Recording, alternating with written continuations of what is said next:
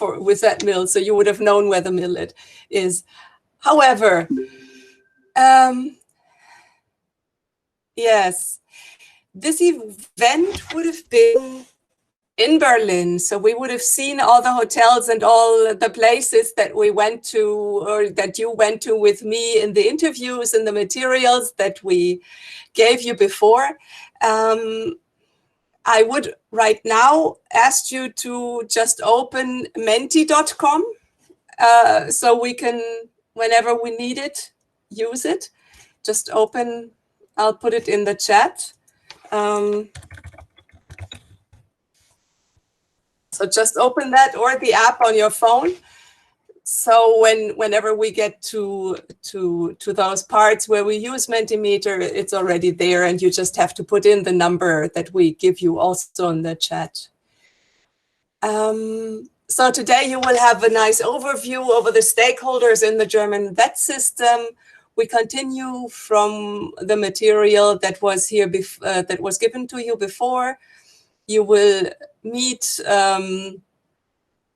Ms. Frey soon from the Chamber of Commerce. You will talk to, or yes, you will talk to Mr. Dietrich, who is actually the boss of the 2 teachers and the vet student whom you watched in those videos where I interviewed them.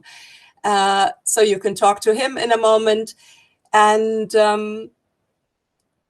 you will learn about details of problem solving for making sure young people learn to enjoy learning their professions and learning them well. But first of all, we start with the presentation of ABU in Berlin, which will be conducted by Achim, who I had the pleasure of working with. And yeah, so he's here to, and I think you've worked more with him than I have in the project. So yeah, he will start presenting in a moment. Laura, would you put the presentation on? Yes, I do. Okay, I will turn my microphone off and give the floor to Achim.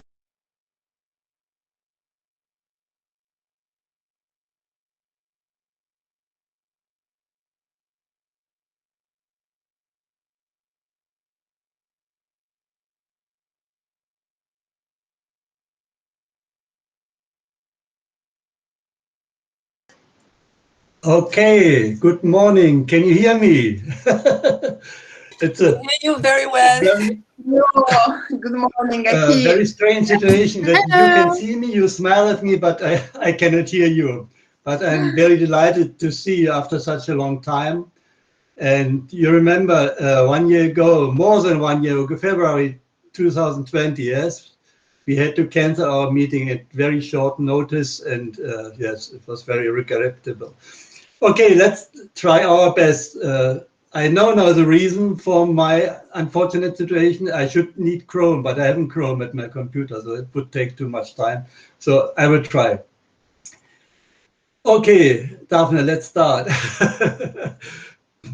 I would like to tell you a bit about the history of ABU and the environment we were working in for more than 20 years, so 30 years. So it's more a look back. And Daphne ran at me only 8 minutes, so I have to be very, very tough and strict and try my best. So ABU was established in 1990 in a very complicated economic situation. You remember the fall of the wall, and both parts of Berlin, East Berlin and West Berlin, were in a very difficult economic situation.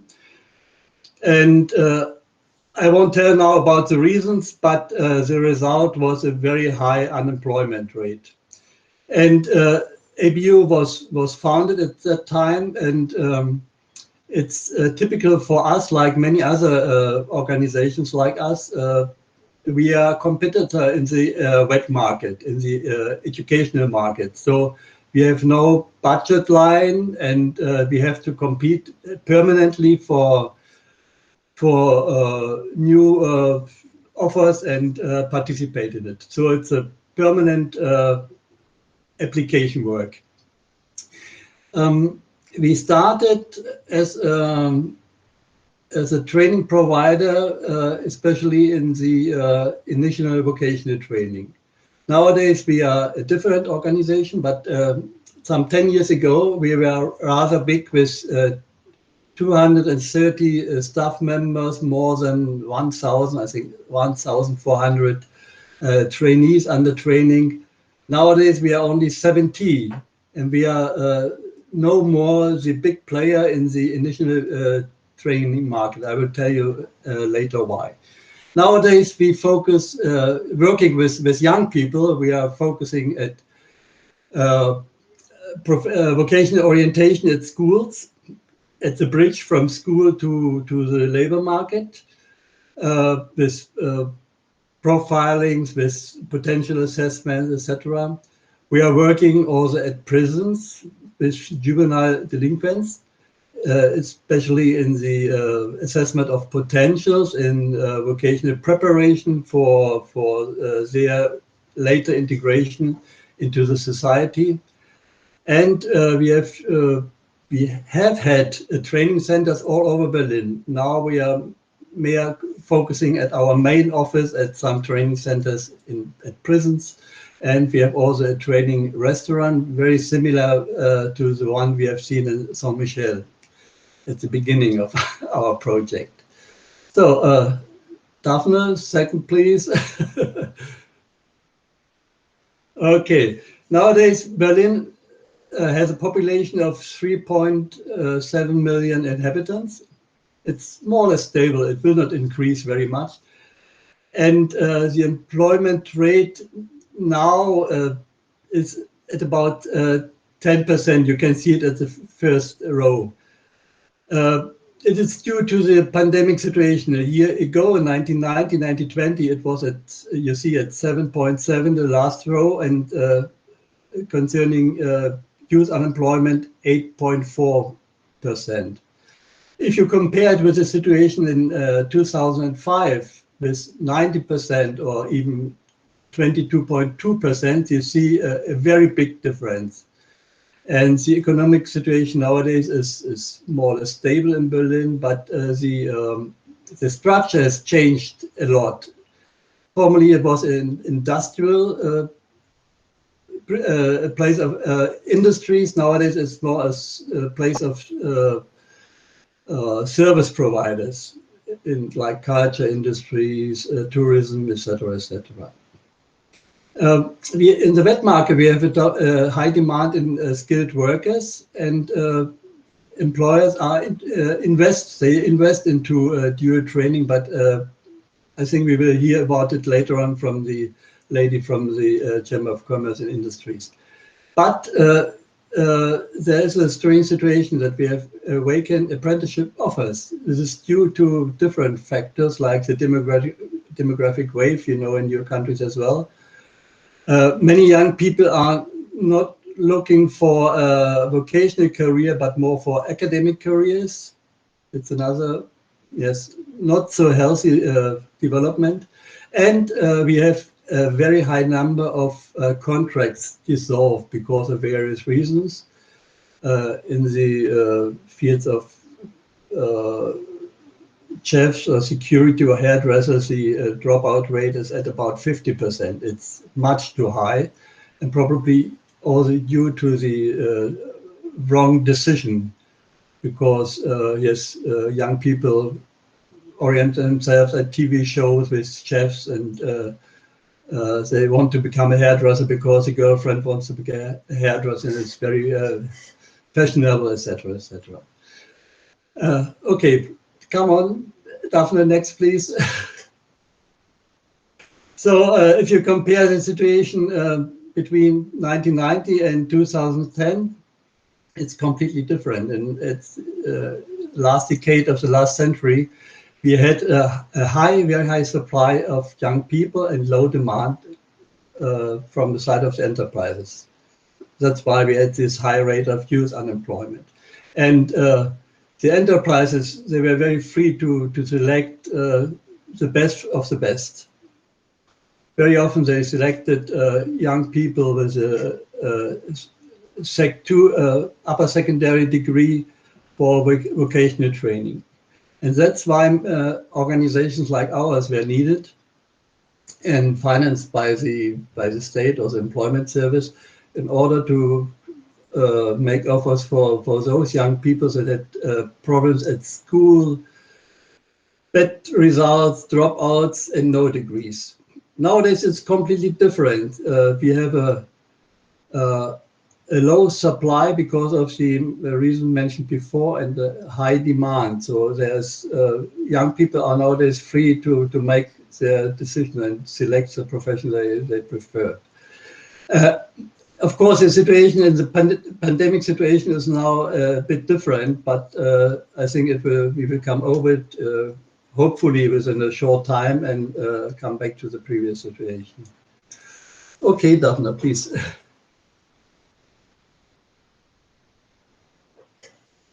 Yes, and here you'll find ABU as a dual training provider in the past. So, as I mentioned before, there were public finance apprenticeships for young people, financed by the Berlin Senate, by the Employment Service, and others. And they were these were offered for disadvantaged in the training markets because of the offers or because of the lack of offers. And we had many young people with starting problems because of lack of competence. And if the better ones could enter immediately to the dual training, look at the left side, with the two partners, the enterprise, the employer, and the vet school, as the partners in the dual training. We were kind of third party in the dual training. So we offered, for instance, pre-training courses for young people that left school maybe without a school leaving degree, and they got the chance to get the degree with our help.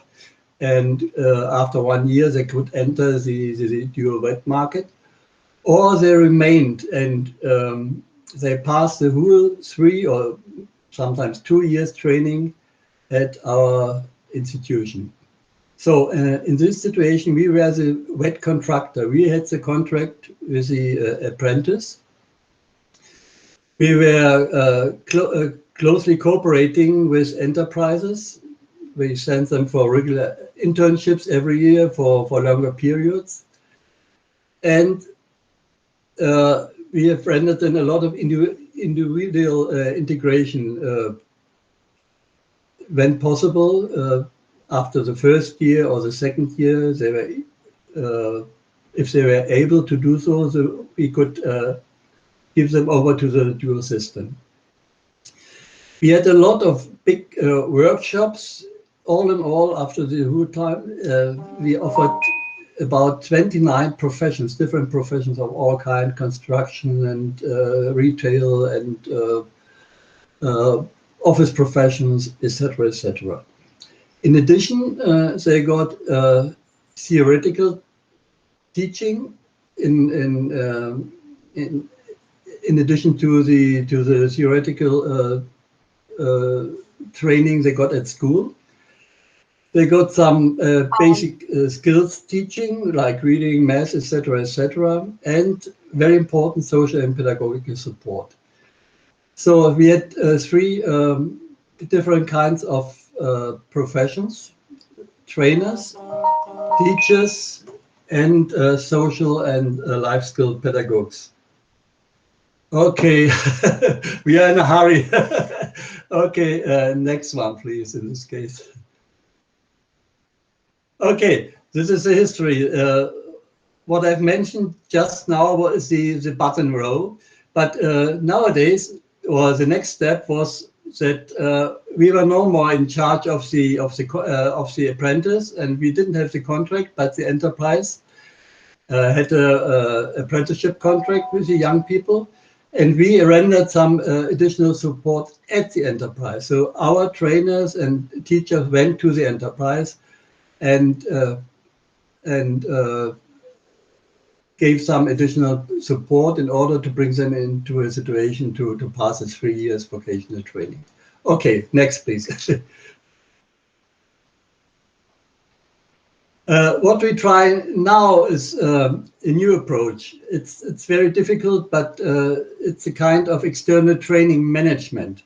So we have contracts with mainly SMEs, small enterprises, that need support in doing the training over the 3 years. So we have individual contracts with the enterprises. We render additional support to the apprentices to make them ready for the final examination at the chamber, for the chamber examination. Okay. So just to come to the end, and I would like to give you 2 examples how it looks like in practice. Next one, please, Daphne. Next, please. Okay, so a very good example of this external training management was the MobiPro program. I don't know if you have heard about it. It was a German support program for young people, especially in Southern Europe, in Spain, Italy, and some other countries. And so we invited young people from Sicily in particular and from Catalonia for vocational training here in Germany. So we supported the enterprises to find the right people, to make the selection, to make the matching process for the enterprises. We offered additional German language courses and technical courses, etc., etc. And all this in very close cooperation with the enterprises. And as a result, most of them could pass the final examination. Okay, the last one, please. So, and this is another example. Last year, we wanted to show you the long night of vocational training. That was the reason why we had the meeting in February. And this is another example how we support the enterprises.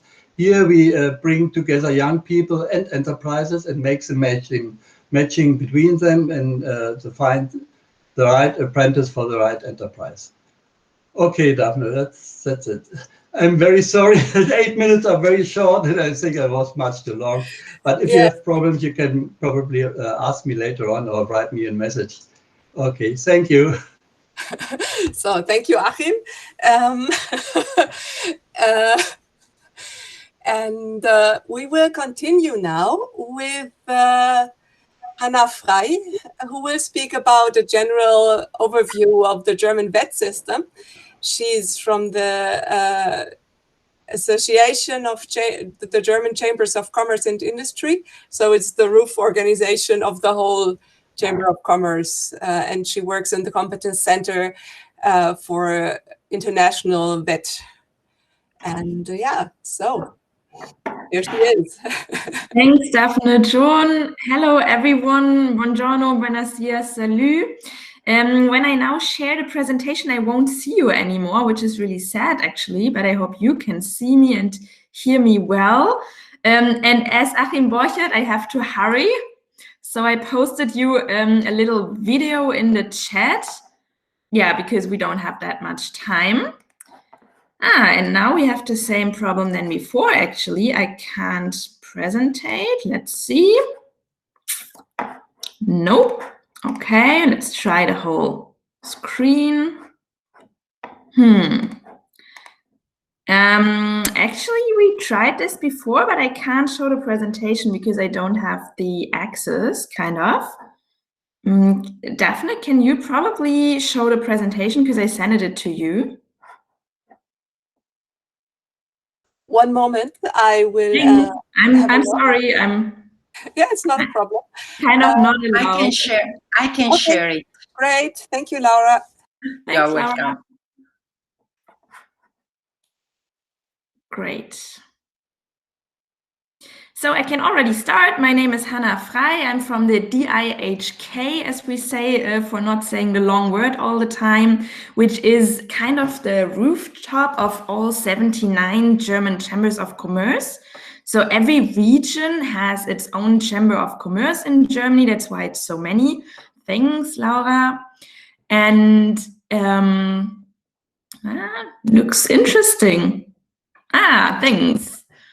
And next already, because, yeah, great. So this is our network. I want to explain a little bit before we dig into the topic of VET. It's a little complicated with all the chambers in Germany, but we make it very easy. The 79 chambers are all the dots you see on the German map. They are located in all the regions. And every German company, no matter mostly the industry part, is part of it. They have to by a German law, so it's not that they could decide or something, but this is how Germany tries to work together with all companies and let them speak in one voice, so to say. And then we have kind of the rooftop in Berlin where I'm working, which is the DIHK on top. We have an office in Brussels too, and then we have many German chambers of commerce abroad in all the countries. We come to this later in our breakout session this afternoon. Next, please, Laura. Katja. So what is company-based vocational education and training? Achim Borchert already explained it, and I think most of you know. The very important point is the company part, especially because I'm working for the companies. So the background is that we want the young people to be trained on the job, not in a school.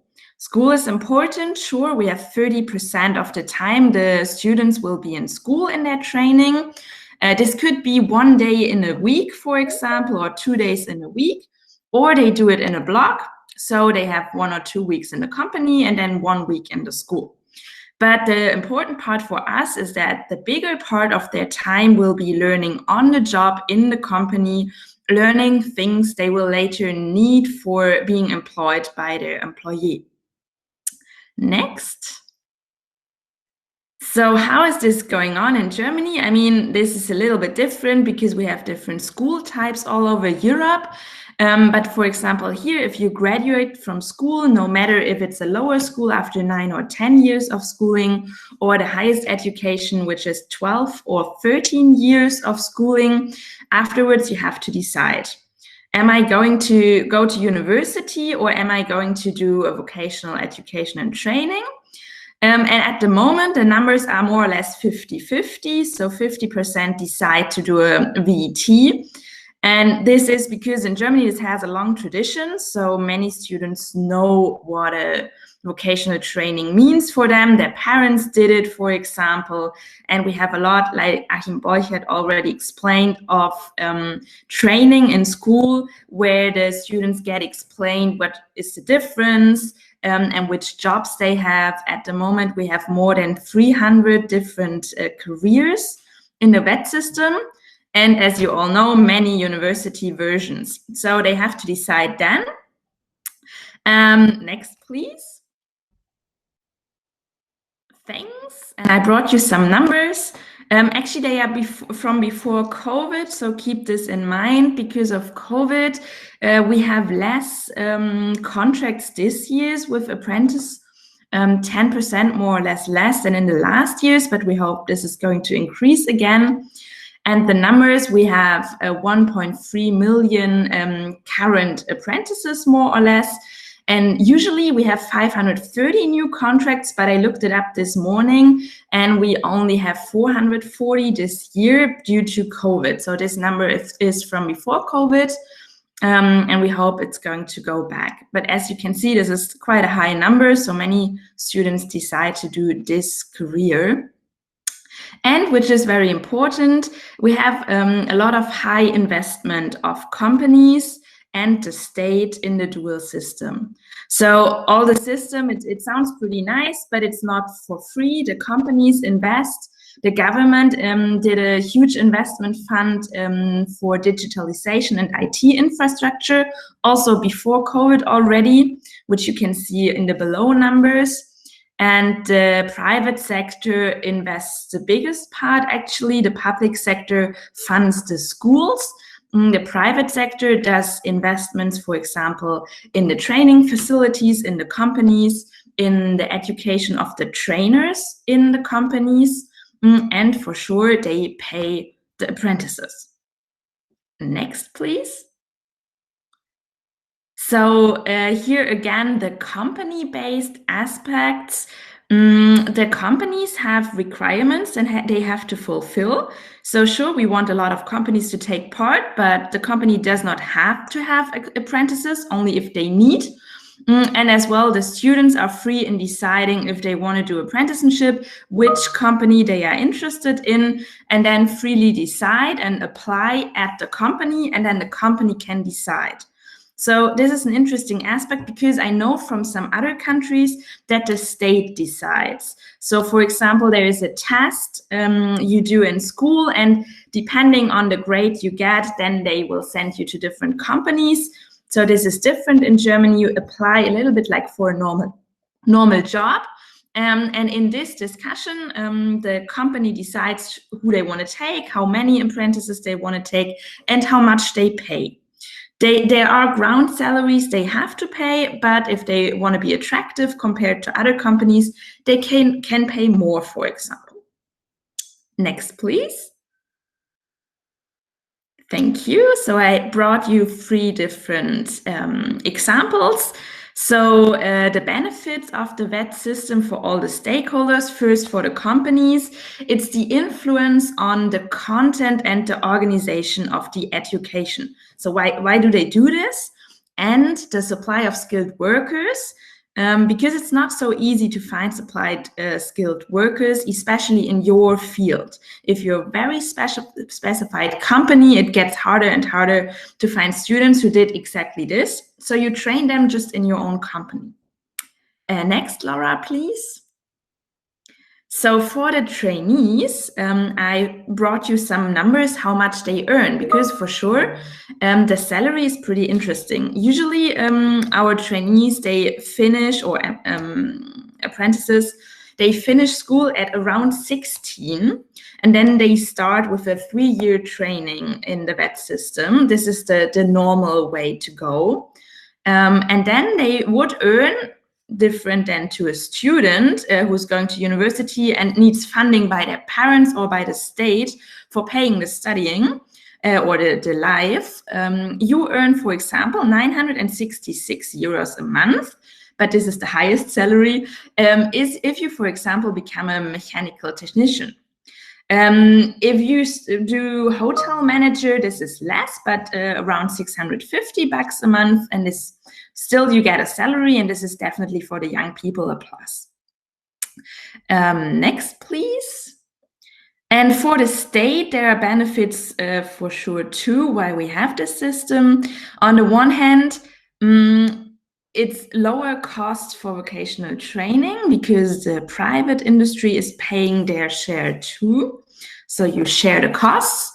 And on the other hand, the states are always interested in lower the rates of youth unemployment, obviously. And here, I know it's a little bit small, but on the right-hand side is Germany with a very low youth unemployment. And then we have different countries, like, for example, in the middle or more to the left is Portugal and France. I know some of you are from. Then in the very middle is Sweden. And then the gray column is the average of the European Union. So Germany and the state thinks that pretty much of a reason for this is the VET system. Because the companies then just take the students. This is a kind of a transformation phase between school and company to do VET, and helps the young people to start with a not so high salary, get training, learn something on the job, and then get a proper job after the 3 years education and don't be unemployed. Next. Thanks. Wir sind kurz vorm Ende, ne? Yeah, one more and then I'm done.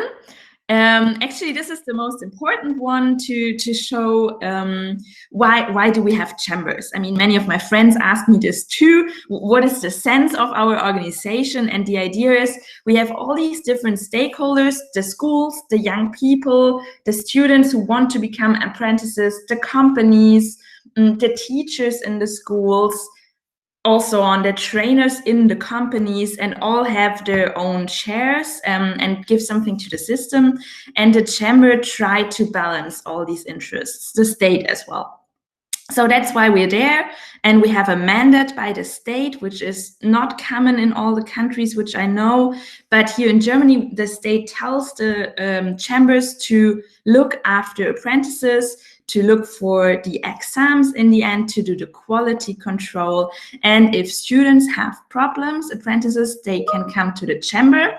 And the chamber is a moderator between the young people in the company and the companies, because we have to push them to to educate them good too, because not always it works fine. And I brought some more slides, but I know we don't have that many time, so you can jump to the last one. Where are my contact details? If you have any questions, just ask. And we will dig deeper in a breakout session this afternoon in the topic how we can think about bringing the system to other countries. You already started, which ideas we have, and I have some country examples. So see you later. Thanks. Thank you, Frau Frei. That was a very good presentation. Thank you. So we are rushing through the program, and our next speaker is here. He's actually here for a question and answer session, so it will be good to ask him things. Herr Dietrich, he's the school principal of the school where we already in the material in advance, we heard the teachers, we heard the vet trainer, the vet student, and he is here with us now. So Jürgen Dietrich, so if you would please.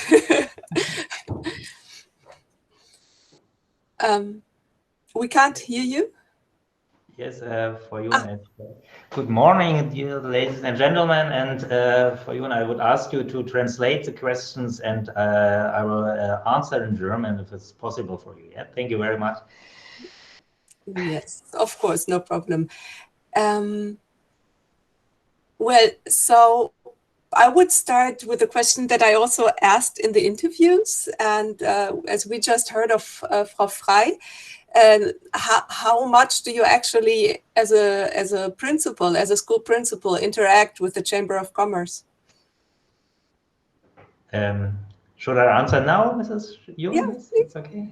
I will make it in German. Wir haben einen ganz regen Austausch mit der Industrie- und Handelskammer, weil das ist ja die Stelle, die im Prinzip die Ausbildungsverhältnisse überwacht, die auch darüber wacht, dass die Ausbildung entsprechend adäquat abgedeckt wird. Und natürlich haben die auch ganz, ganz viel mit dem Prüfungswesen zu tun. Von daher haben wir einen ganz engen Kontakt. Und dieser Kontakt erstreckt sich nicht nur über die IHK, sondern auch auf die Unternehmen. Und das ist uns ganz, ganz wichtig. Und ich glaube, das ist so ein Erfolgsschlüssel fürs duale System. Ja, Moment, ich muss einmal. Okay, so one part of the answer is that they have a very, very intense cooperation with the Chamber of Commerce, because for one, they also give out the framework of the curriculum, but they are also in the examinations. So it's important to have that contact, and they talk about things a lot. And also the Chamber of Commerce is in contact with the companies. And you were saying, warum ist das so wichtig? Weil dieser enge Austausch, dass man zum Beispiel guckt, was läuft gerade in der Schule vom Lernstoff, was machen die in den Betrieben, und diese enge Verzahnung ist halt ganz, ganz wichtig. Ne? Und das war so eine Hauptherausforderung für uns, die Kommunikation wirklich mit den Betrieben aufrechtzuerhalten. Und Okay. Thank you very much for the good translation here. Yes, Mrs. Jung. You're welcome. Thank you. So what he's saying is that because the framework is set up in a way so that the schools and the vet schools and the companies work together closely in teaching the curriculum, there it's also important to have the Chamber of Commerce in the direct contact. And the main challenge was actually to really get that communication to a level where it works for everyone, and where the good of the vet student is taken care of precisely. Mm-hmm. So, do we have any more questions? Mrs. Johan, if there are not more questions, then I want to say some sentences about the dual system from the view from the school. Yes? That's okay? Please.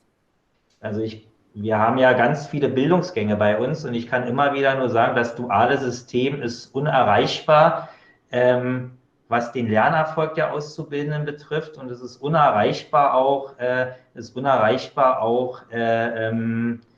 wie die Inhalte vermittelt werden. Ne? Denn ich glaube, es gibt nichts Besseres, als direkt in der Praxis zu sein, in die Schule zu kommen mit dem Wissen und hier nicht nur das theoretische Wissen mitzubekommen, sondern auch diese enge Verzahnung.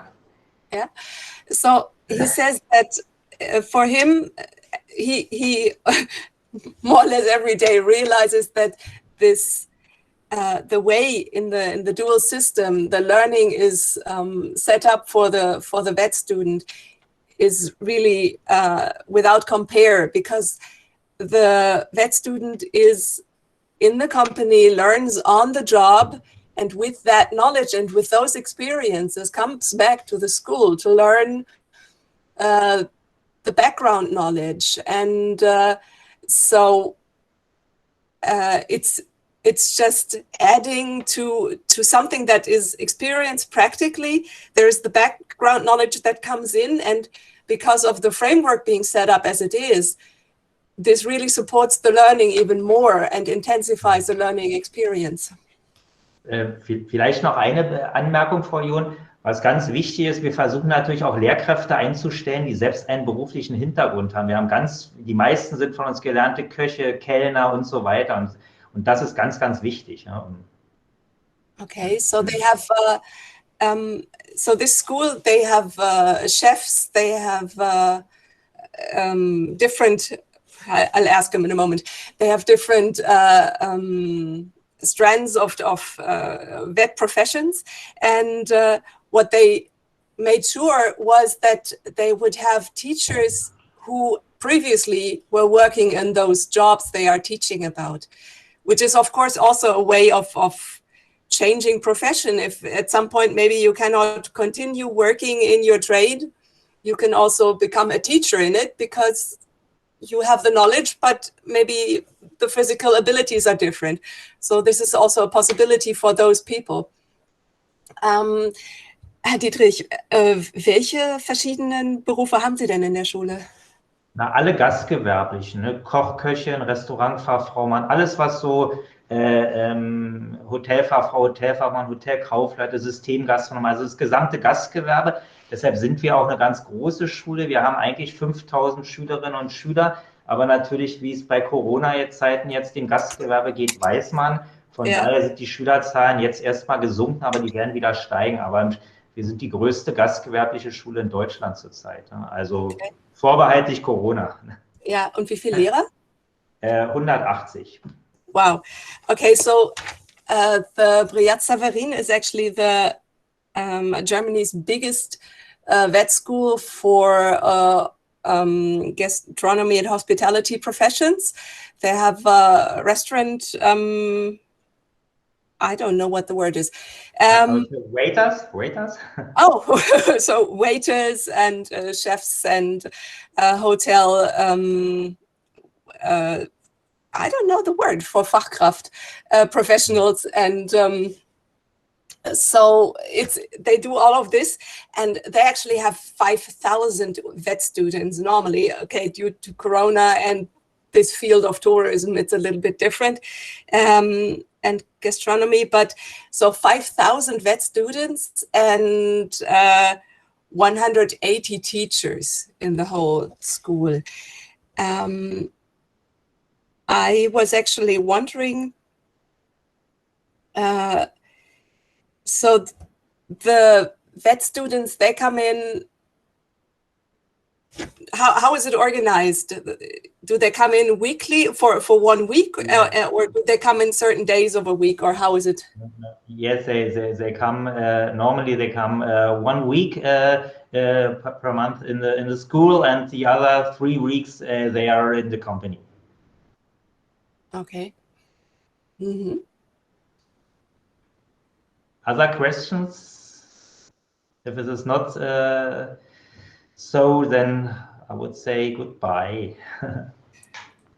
In chat, Daphne, in chat, Yes. there are 2 questions. Oh, I didn't see Okay. the questions. Okay. Sorry, I have to open my chat window. Okay, so one question is, what are the main challenges that young people face after training? Also welche Herausforderungen, Probleme haben die nach der Ausbildung? Na, normalerweise ist es so, finden die gute Anschlussmöglichkeiten. Und viele von denen gehen ins Ausland, weil die Ausbildung im Gastgewerbe in Deutschland sehr hoch angesehen ist international. Viele finden auch direkt in Berlin einen Job, weil das ist ja der Hauptwirtschaftsfaktor in Berlin. Aber wie es zurzeit aussieht, muss ich nicht sagen. Das ist eine andere Situation. Mm-hmm. So normally when you've finished your vet training, you have very good perspectives, either if you go outside of Germany or if you stay. Because also the reputation is very good of the trainings, but also of the school. And of course, Berlin as a big tourist spot always gives possibilities to those with a professional training. Of course, right now it's a little bit different, and it's very difficult, of course, for the profession. But we, of course, believe this is going to change. But yeah, so normally they don't really face challenges. Of course, maybe some people have personal problems, but that's a different thing, and there are different systems to catch those from falling. And then we have another question. What is the key element for a good inclusion in the company? So it's the vet provider and the student point of view. So von die Firma, die den Auszubildenden, also dem Ausbildungsbetrieb, wie machen die das, dass die den Auszubildenden reinholen, dass der sich angenommen fühlt und wie ist das für den Schüler? Wie kann der sich richtig einbringen im Betrieb? Das Gute ist, die meisten Betriebe sind schon sehr, sehr lange Ausbildungsbetriebe. Die haben also große Erfahrungen. Die haben speziell Personalleitungen, also die großen Häuser, die sich um die Auszubildenden kümmern. Die haben Einführungswochen, sodass die dort entsprechend auch schon in das Unternehmen eingeführt werden. Und in der Regel ist es ein ganz, ganz enger Kontakt. Die haben Ausbilder an die Seite gestellt, sodass sich ganz intensiv um die gekümmert wird. Also wenn es gut läuft, sage ich mal. Es gibt natürlich auch andere Unternehmen, aber in der Regel ist das so. So apart from the black sheep who don't take care of their vet students, which also exist, but usually this is also where the Chamber of Commerce comes in, where the schools take care, and so this is the system where all parts, all stakeholders take care of the vet student. If they see one part is going wrong, they will take care of that also and talk to the vet student, so the vet student takes care of himself. But so for large companies, it's actually the case that they have special personnel, which they have just to take care of the vet students. They are in very close contact with them.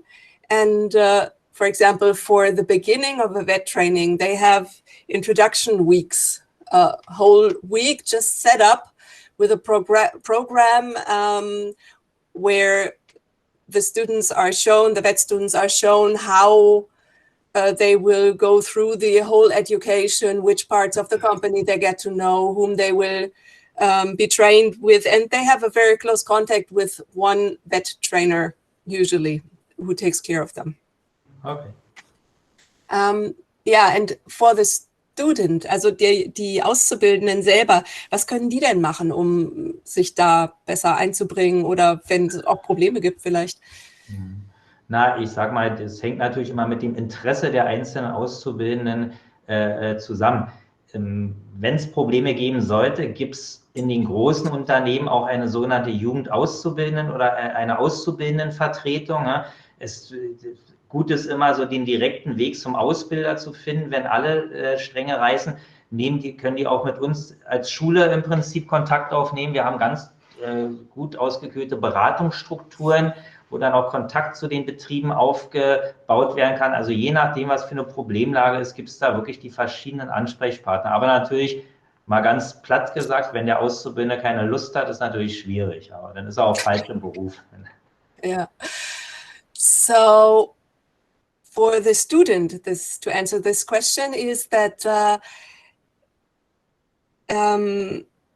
so, of course, those who don't feel like doing a vet training, who are just hanging in there because they are not finished with their puberty, it's very hard to catch them if they really don't want to.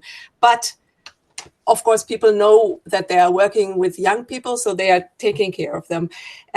So in the larger companies, they have actually something like a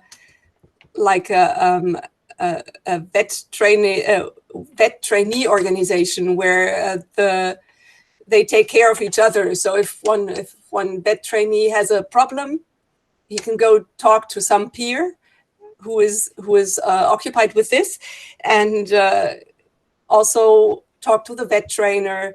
But they can also come to the school and ask there, because usually the school, and this school for sure, they have counseling by different teachers. And so these counselors will also take care of talking to the company if it's really difficult, if the vet trainee cannot take care of himself. There are support systems built around the whole thing. Oh, I read that Achim can hear us now. That is good. And we have one more question. Is there any orientation from school for students for the best selection of the company? And this process of selection is most focused on students or in companies? Okay, also the question is whether there is a support for the student to find a place in education, or whether it's more the companies who are looking for the vet trainees, or whether it's the vet trainee who is looking for the companies. Also es geht um die Ausbildungsplatzwahl im Großen und Ganzen. Wie wird die unterstützt? Geht das mehr vom Auszubildenden aus oder mehr von den Ausbildungsbetrieben?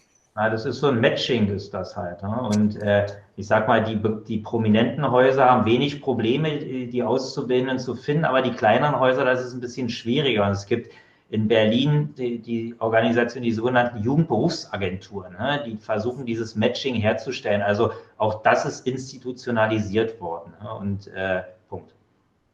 Okay, so as you heard the word of matching, so there's the normal process of one young person wants to learn a trade and decides, oh, my father's buddy is a chef, I will go work with him. That's of course possible. But then there are also those, they're called Jugendberufsagenturen. So there are companies who take care of connecting the company and the student, do the matching. And then also ABU, you would have learned about that, and you would have been on the fair actually to get the feeling of it last year. ABU organizes the Lange Nacht der Ausbildung. So it's a long night, it's a fair for trades and for the companies and the vet trainees to encounter each other, and so they can connect. So it's actually an effort of both the company, but also the student. And of course, if you talk about bigger companies, they don't have problems. They're famous, people want to work with them. Mercedes-Benz will never have a problem finding a vet trainee. Okay, and I think we have time for one more question, which is, what about personal supervision and accompaniment? Not only of internship, but also human accompaniment during all the process. I mean, individual mentoring in human aspects.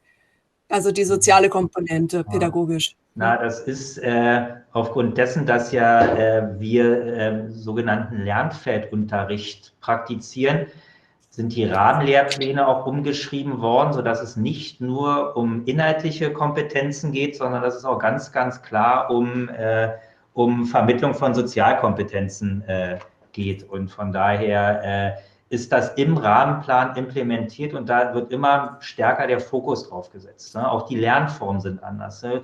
Dass sie mehr zusammenarbeiten müssen etc. Also von daher gibt's da auch vom Rahmenlehrplan schon Vorgaben. Okay, so in a certain learning field, let's say, I don't know the learning fields in those, but working in the kitchen, you have the content of how to cook a meal. But then in the framework already, which is set up by the IHK, there's also this part about social competences and about using different learning forms to cooperate better. This is one part of the social component being taken care of how to interact with others. And the other part, of course, is the counseling. There's always counseling in all levels. And if there are problems, the vet trainee can always talk to even the Chamber of Commerce if there are really problems with things. But there are always parts that will take care of, that can be talked to. And of course, one thing, I mean, for one, it's a school. There are teachers who see whom they are teaching. So they are looking at the human aspect, of course, too. The other thing is that as a company, even if you have an employee, and even more so if you have a trainee who is young, you actually, it's in the law that you have to take care of your employees. So even the employee will look at the trainee and, well, if they are good ones, and take care of social and personal problems, or try to make it better for the vet trainee. Okay. I'm so sorry. I have time for one question, and then I have the next meeting, and that's why. Yes. If there's not also one question, then I will answer. So last chance for you. Otherwise, we close this.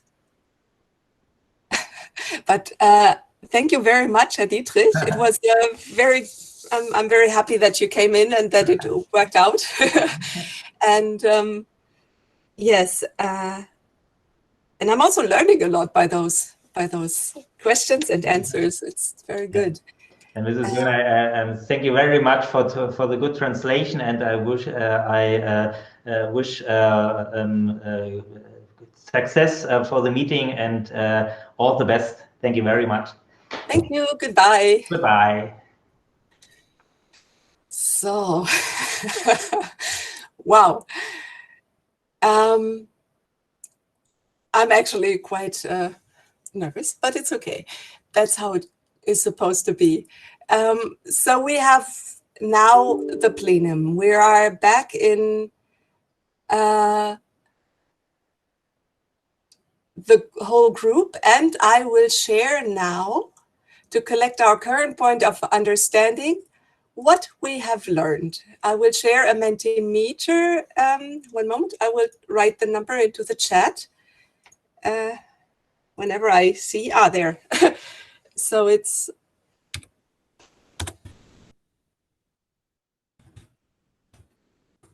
so this should be, wait, let me look at the Mentimeter number again. Not that I messed something up. Yeah, so there it is. That's the Mentimeter number, and I will present it in a moment. Whoa, okay. One moment. So, wait, now I'm getting there.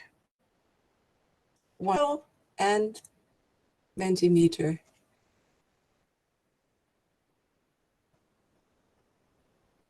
For you personally, who are the two main actors involved in the German vet system?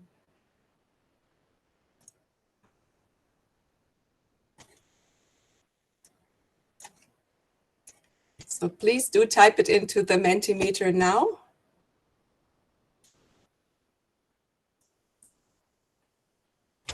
You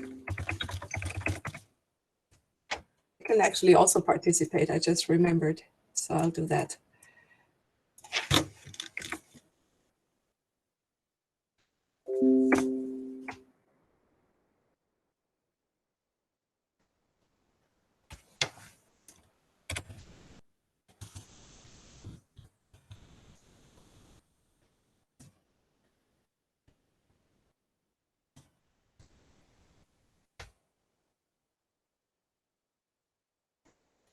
So let me see. Oh.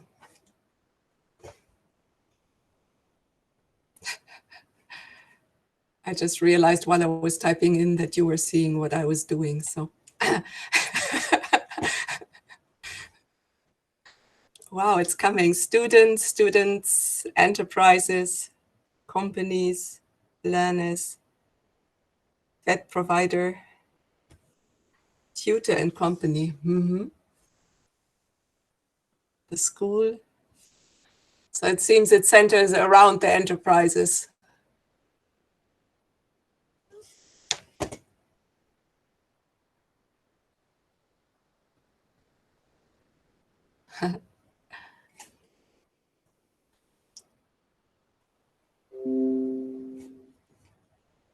So it's starting to be slower, the responses.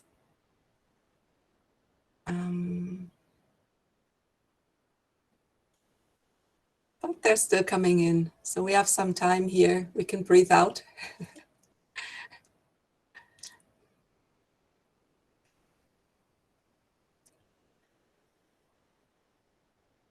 Social cohesion, interesting.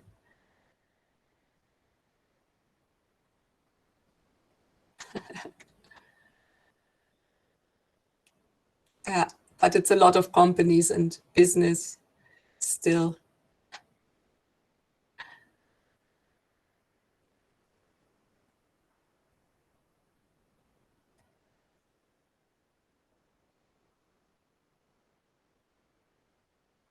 Yeah, territory development, of course. It's actually a joint effort of the whole area.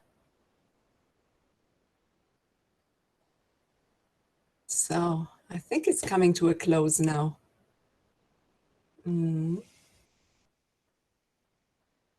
So these Mentimeter results will be shared later on as well.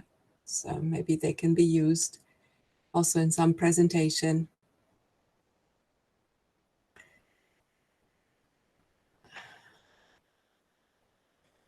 Okay. So we have quite some participation. This is very good.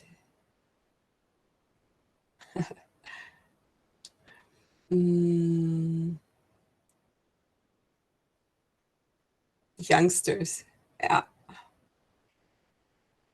It's very good when they really feel that they are proud to choose their trades and to step into being adults. This is really a very, very lovely phase for them. It's scary also to come into the world of grown-ups, but yeah, but it's also very lovely for them. So I think I will stop this now and give you another one to answer.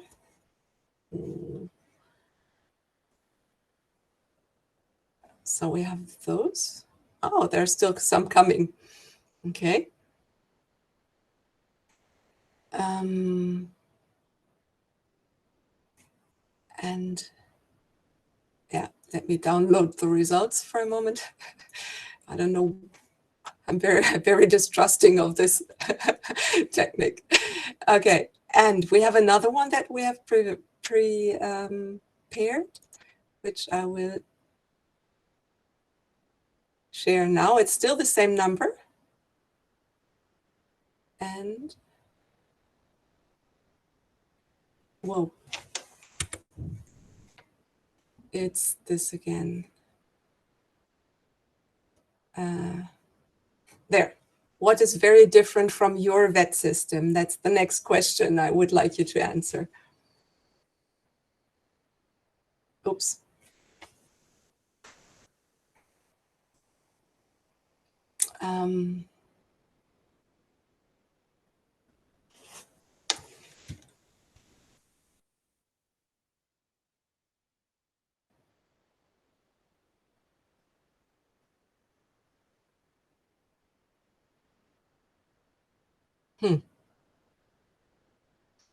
So I don't think I can answer in this one.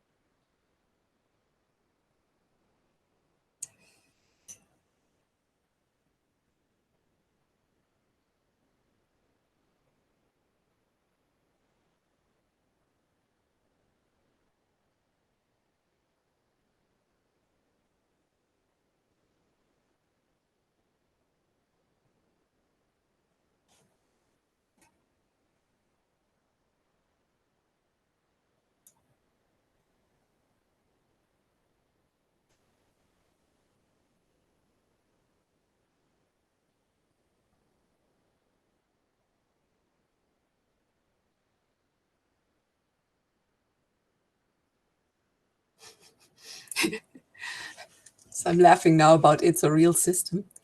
I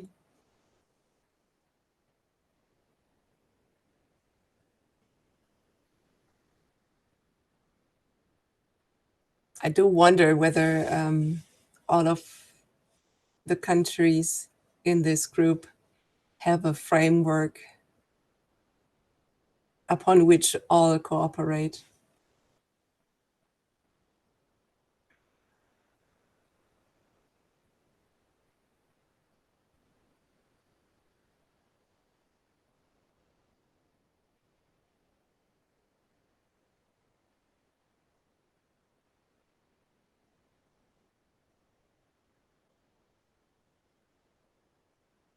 So it seems to be the Chamber of Commerce that is mostly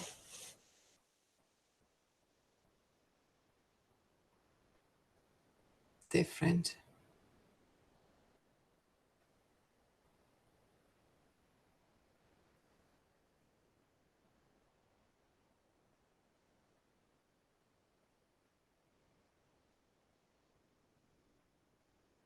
Okay, training duration just popped up.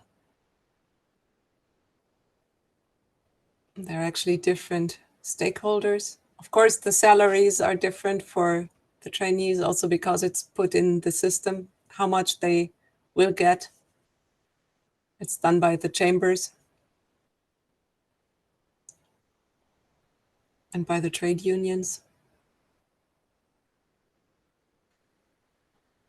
External examination, okay.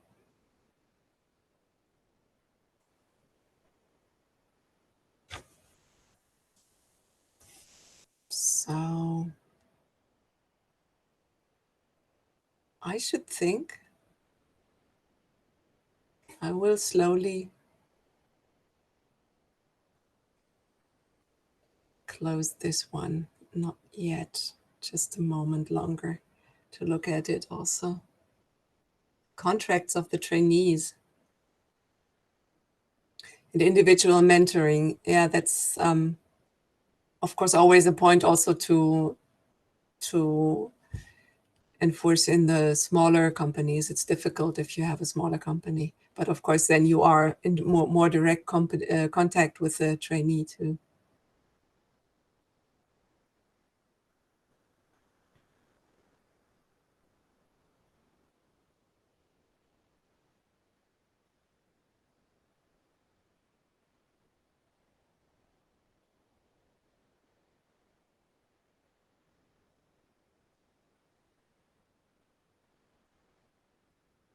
Yeah, it's true. Less family involvement, I just found on this year.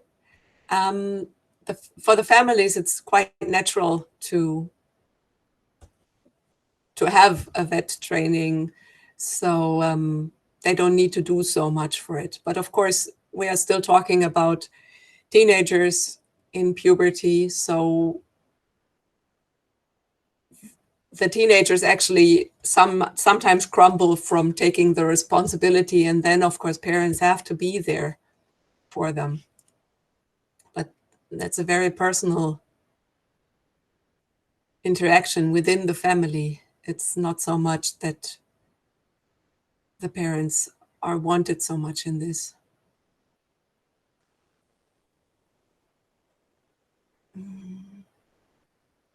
Okay, so we'll close this one at some point.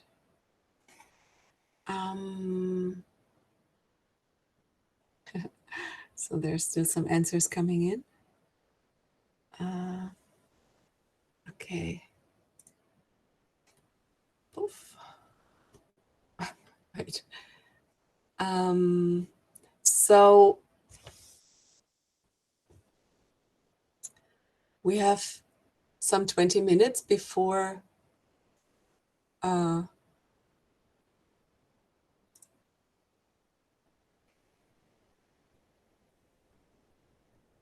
break, and I would like you to think for a moment about how, so after we have collected these two,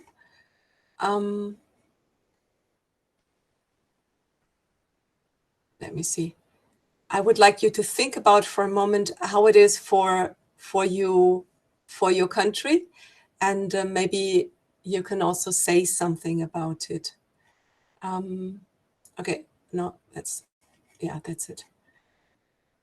Okay, so for one,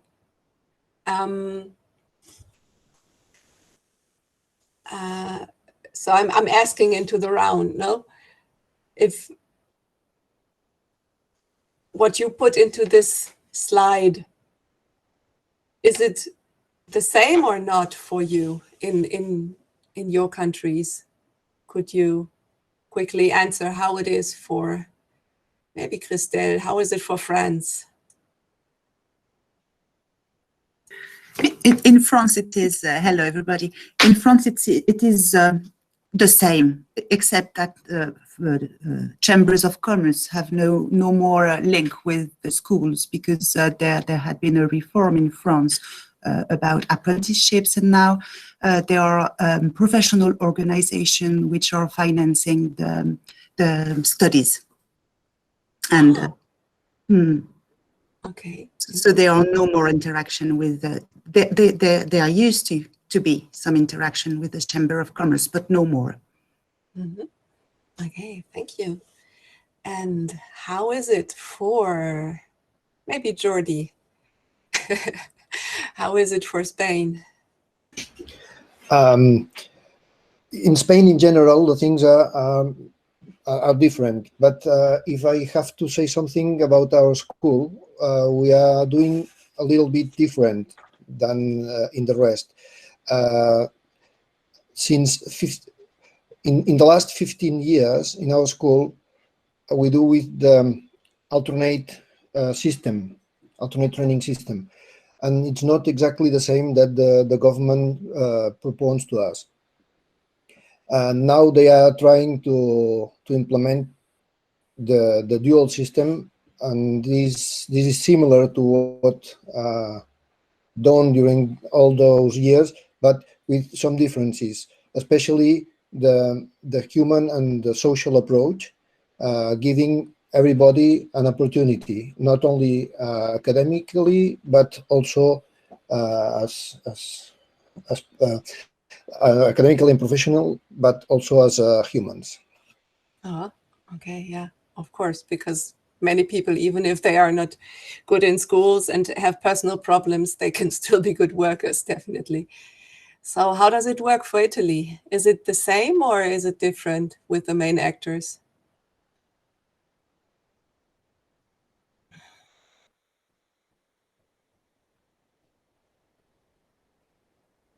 I'm trying not to pick Daphne, let me say also that in Spain they copied.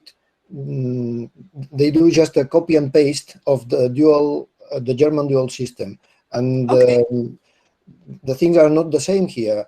So they apply just quite the same like in Germany, but the conditions, the laws, and the people are not the same. So they don't copy the idea, but all the process. Less the things about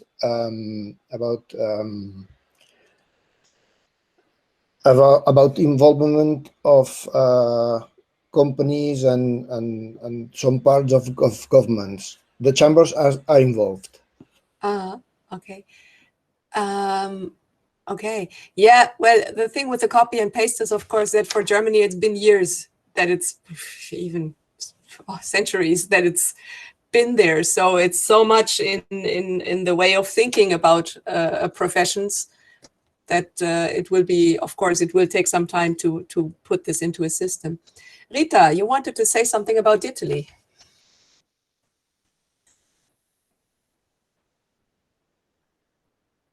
I was muted. Yeah. Yes, for Italy, it's, I think, quite complicated. I mean, we have to start from the system. It's me who write, it's a real system in Germany. In Italy, we have a combination of responsibilities as for vocational training among the state and the regions.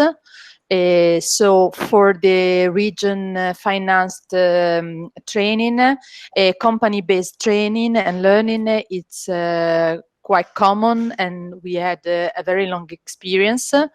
So the dual system, when it came some years ago, it was not a real novelty, but it was an improvement of what we experienced before. But it's not developed in all regions. So we have been increasing the number of dual training, but it's different from the northern region from the south, as we have region-based VET programs in the north, in the center, but quite few in the south. So we cannot say dual training is and apprenticeship is a nationwide system. So I suppose that as apprenticeship is still not so applied, known, and welcomed by the companies. The main actors is still the VET provider. Of course, VET providers are forced to cooperate with the companies because the dual training is almost half and half. But the main responsibility from the VET system is the VET system. We think that we have this main responsibility. It's changing, I think, from one VET provider to another, but it's very differentiated. It's not we have not so many common rules in using the dual system. And as for the contracts, apprenticeships is increasing, but it's not the main way for young people to enter in the labor market. At least not the learning apprenticeship. So the type we apply in our in the training centers for those young people who obtain a qualification while being in an apprenticeship. Mm-hmm. Okay, interesting. Well, for Germany, the thing with the common rules, it's a good thing to have common rules. But going to joke about Germany and bureaucracy, we are also saying that common rules may be a little bit too strict. So there is always the good thing and the bad thing about having common rules. But of course, it's easier to cooperate and to have a common standard if you have common rules. And I guess then everybody knows what we're talking about in all parts of the country.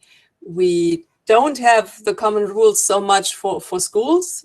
So there we know in our school system there is a lot of problems and difficulty in the different parts of the country, like from Bavaria, they say our, what's it called? High school diplomas are worth more than the ones from Berlin. And this is not so much for the professions. So there it's actually good to have common rules and to have a nationwide agreement about things. So I can actually, for me, as I had a school training, I didn't do a vet training. So for me, it's interesting to learn about this more intensely. But what is actually the work of a vet provider? Because I don't think I can find a vet provider or are they the matching agencies in the German system? Maybe somebody could explain me that.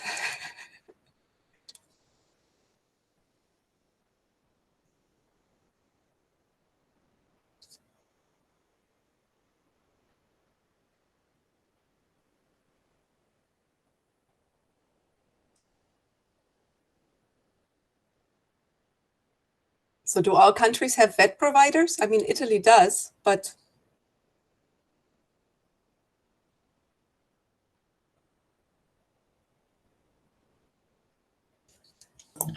Here in Portugal, the vet providers are the main actors of the vet system. And yes, our companies have not the culture of participating in the vet system as in Germany, though they work with vet schools to have the internships of the trainees of the vet schools. But the main actors are the vet schools. Ah, okay. I think, yeah, I think it's a cultural situation in our country. And the duration of the training in vet schools, it's much, much higher than in Germany. So because the trainees, they must have they have the possibility to go to high schools, to university, I say, in the same in same level than the other students of of general high school. So they must have the same hours of I'd say the study matters of the curricula, you know. So it's a situation a little bit difficult to balance because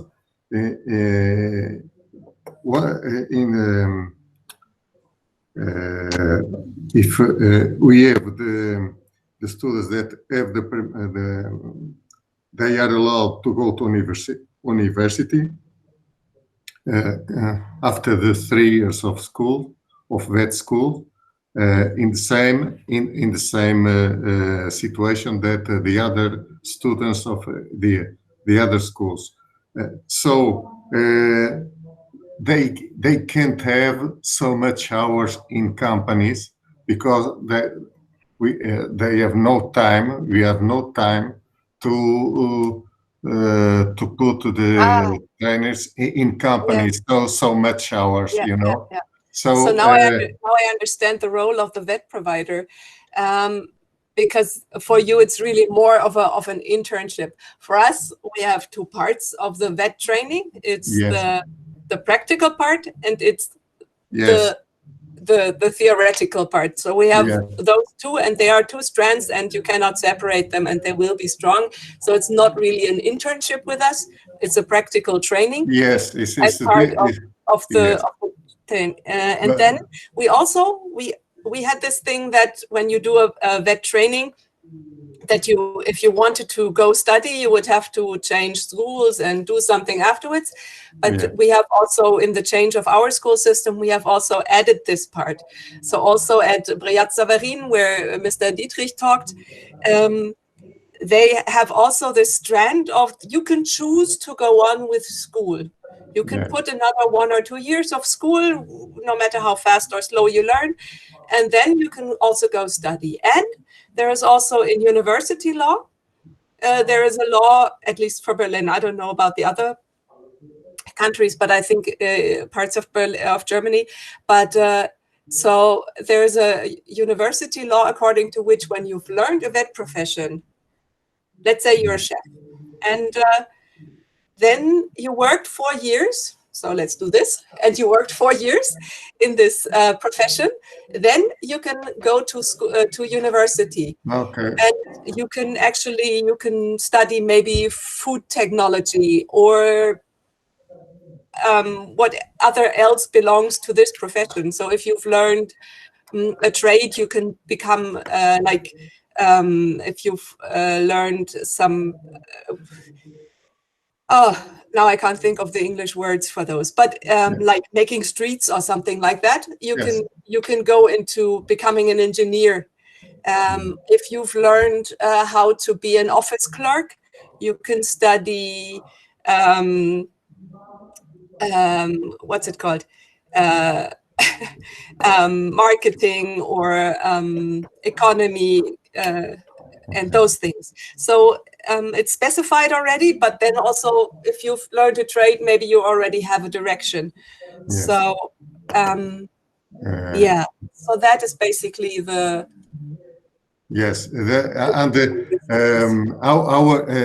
one remark. Our previous government tried to put the German dual system in place in Portugal, but they asked the help of the Germany actors also. They came to Portugal to see and if it was possible. They reached the conclusion that it was not possible because the demands of our Minister of Education to all students were incompatible with that with this system. So we are coming to the break. So thank you, Antonio. I learned that with also Jordi and Portugal and Spain, basically the thing is you cannot just implant the German system, but it's all like also teaching to somebody, you always have to see where they are. So it's probably would have needed more of a needs analysis before trying to implant it. But it's also difficult, of course, to implant a nationwide system into another nation. It's just a very huge plan. And Rita also said that the VET Center searches in Italy as well for the apprenticeship. So it's the same organization as in Portugal. So we will be having a break now till 11:15, and afterwards we will come to breakout sessions and more input, more specific input on the stakeholders and how they act in the system. We found solutions. They might be a bit uncommon, but Yeah, so yeah, actually I was told that since the Google data scandal, for all governments in Germany, Google is blocked, so they cannot enter, but they didn't realize this would be the problem now. So we couldn't find a solution before, but we found one, which will be that in the groups, so for example, I will be interpreting for Ms. Friedel from Abacus Hotel. And so she's not government, but she also has Google problems.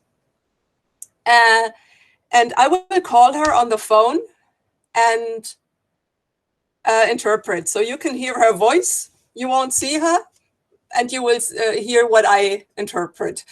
And the same thing will be for the rural area, which Jordi is hosting in that room, the session. He will call the person who is speaking in English, and then we will click through the presentation for him. So this is the solution. Then we had another problem with the Agency of Labor, and we couldn't solve that one so quickly. In this way, we solved it differently because Achim will be speaking about how the Agency of Labor is solving problems for the vet trainees. And the only one who doesn't have problems is Frau Frey, who will be back at 11:30. Yeah, so now let me, after this, look at my notes. What did I mean to say? Oh yeah, so it's great because this part is actually about problem solving. So we have a very practical part about problem solving in all areas. You will be put into the breakout rooms. Yes, we can start. So in this way, we can solve and we can have 5 minutes more in the breakout session to solve any problem. Great. Let me just quickly introduce the topics, so it will be good. So the idea is that after the sessions, the summary will be given by the people in the group to the other groups. There will be 4 minutes to fill with information that was from the breakout session. And so be careful to listen well, to bring all the information from the breakout session back to the plenum. So breakout session number 1, how to set up and adjust vet professions, will be Frau Frey, and we thank her for the valuable input to this topic as well. Then we have working with fragile youth and difficulty in various fields, like also social problems and things like that, which will be presented by Achim, and we thank him for putting more information from what he started to talk about in the morning, where I hassled him. Then we have breakout session number 3 with tourism and vet training during COVID-19 in gastronomy. So I will call Frau Friedel in a moment. And she's the manager of the Abacus Tierpark Hotel. And their solution is very good also because it's been done by the Senate, but she will talk about this and you already have some information. And then last but not least, we have breakout session number 4, business development and vet challenges in rural areas, done by Mr. Maybald, whom Jordi will call in a moment. And yeah, so Laura, please go ahead, put us into our room. Mr. Meinwald is here hearing, following the session. Okay. Ah, good. Great. So we're back. Now is that phase where each group summarizes what they have heard in the breakout rooms under all of the circumstances that we had. So each group gets 4 minutes. Pardon? Each group gets 4 minutes to summarize what they have heard. One person will start, and then the others in the group can add what might have been forgotten. When the time is over, I will turn off the microphones. Just like that. So I will, I'm trying to find my clock, my timer, which I will share with you. And the first group will be, of course, the group listening to Miss Fari. One moment, I'm getting there. Ein Fenster. So I couldn't find, the first time I saw this in an event, it was really a nice hourglass that was running through, that was much more interesting. So this is not so beautiful, but it's better than nothing. I couldn't find it. I was really looking for it. So for the first group, who will start with a summary? Yes, we are. Okay, Rosa, I will turn on the clock and you start summarizing. Go. Okay, the main characteristic of the German system is this institution of chambers is an independent institution because it's independent from the government, from the school, from the companies. So it's very important, this independence, because this gets quality for the practicing in the companies. And they have a certificate that they offer to other countries, but there is some restrictions that, for example, they have to be in company a part of the internship. They have to be a minimum of 50% in the company, and for example, they can be 3 years or less. It depends of the context of the country, because each country has their regulation and their rules, so they understand that each context is different, but the minimum is that the students have to be one part of their studies, a minimum of 50% in the company. And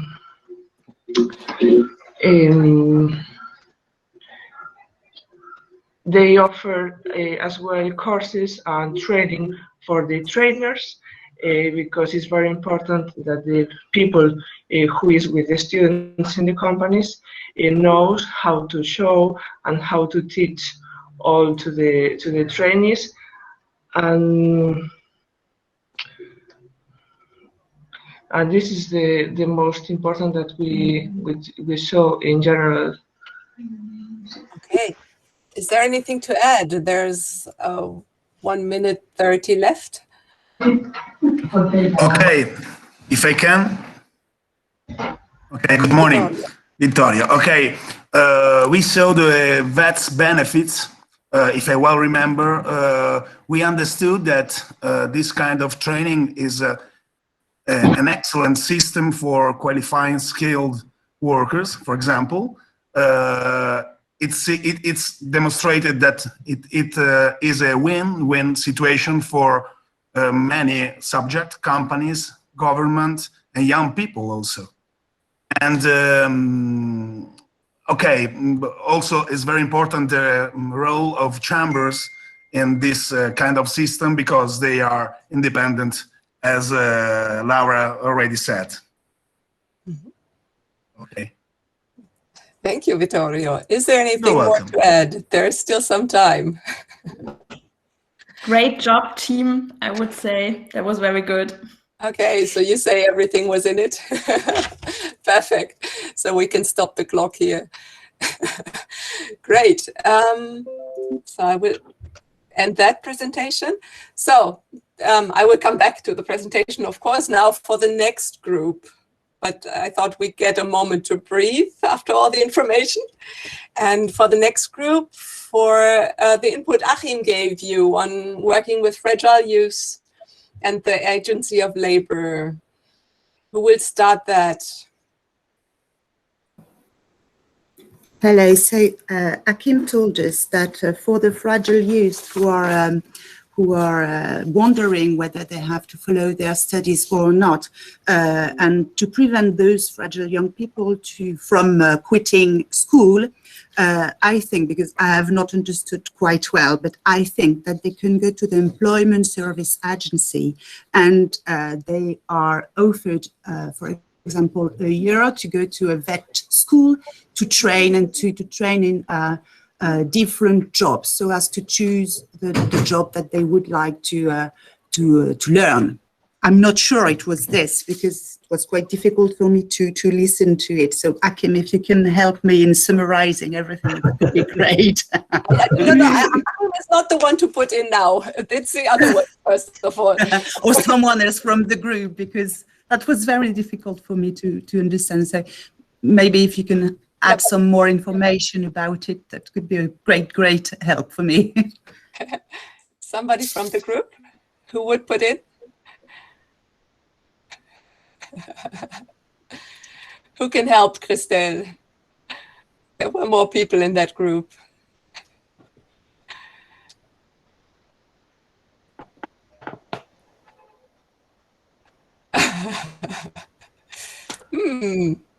You're shy, huh? Okay. Well, I suppose, Achim, it's up to you. Help, Achim. Sorry, Krista, that I was not so clear, but I'm in position to displace the expert from the employment service. It was not so easy. Okay, what I wanted to say is that we have a special organization, Jugendberufshilfeagentur, a very difficult word and difficult to translate. It's a special agency of the employment service for the work with young people. That means they act themselves and they ask organizations like ABU to support them. What do they offer? That is information and professional guidance at their information centers. But as a rule, especially fragile young people do not go to an institution. So we have to go to the school and to meet the young people where they are.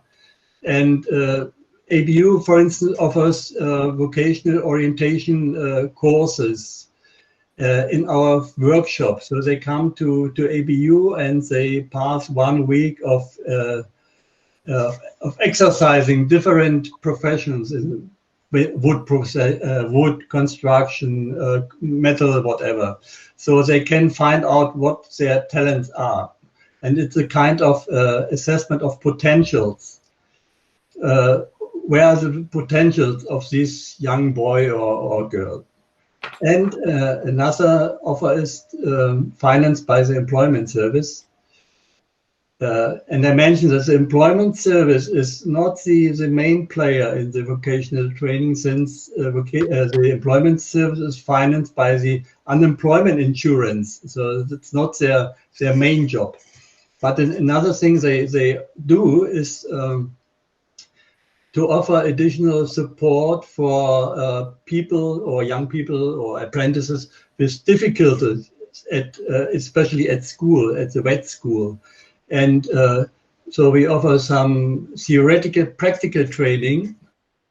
So we explain mathematics and other subjects in close connection with the professions they learn. So it's not mathematics in theory, but it's mathematics in my profession. And it makes them easier to understand the subjects and to follow the program of the vet school. Okay, time is over. Thank you, Achim. Thank you, Achim. Thank you very much. So yeah, but this is basically all things that are not in the regular VET system will be supported by government-funded, so labor agency-funded projects. That's basically the idea of this thing, working with fragile youth. And there are many subjects, of course, where fragile youth can get support or would need support, and there are many projects around this. Okay. And then for the third group, which is the one with Frau Friedl and the Abacus Hotel on the phone. Okay. So, Antonio, you will speak. I put on the timer. 4 minutes. Go. Okay. So this hotel has an advantage of have facilities to do the training for the trainees. So they were working since 20 years in the training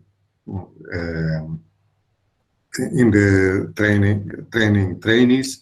So, and they have this advantage to work and training in the same space because of these modular facilities to do the training. So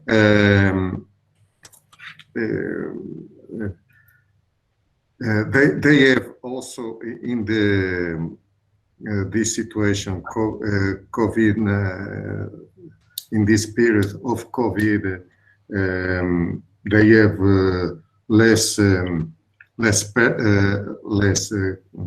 customers. They have usually business customers, and so they have more time to spend with the trainees and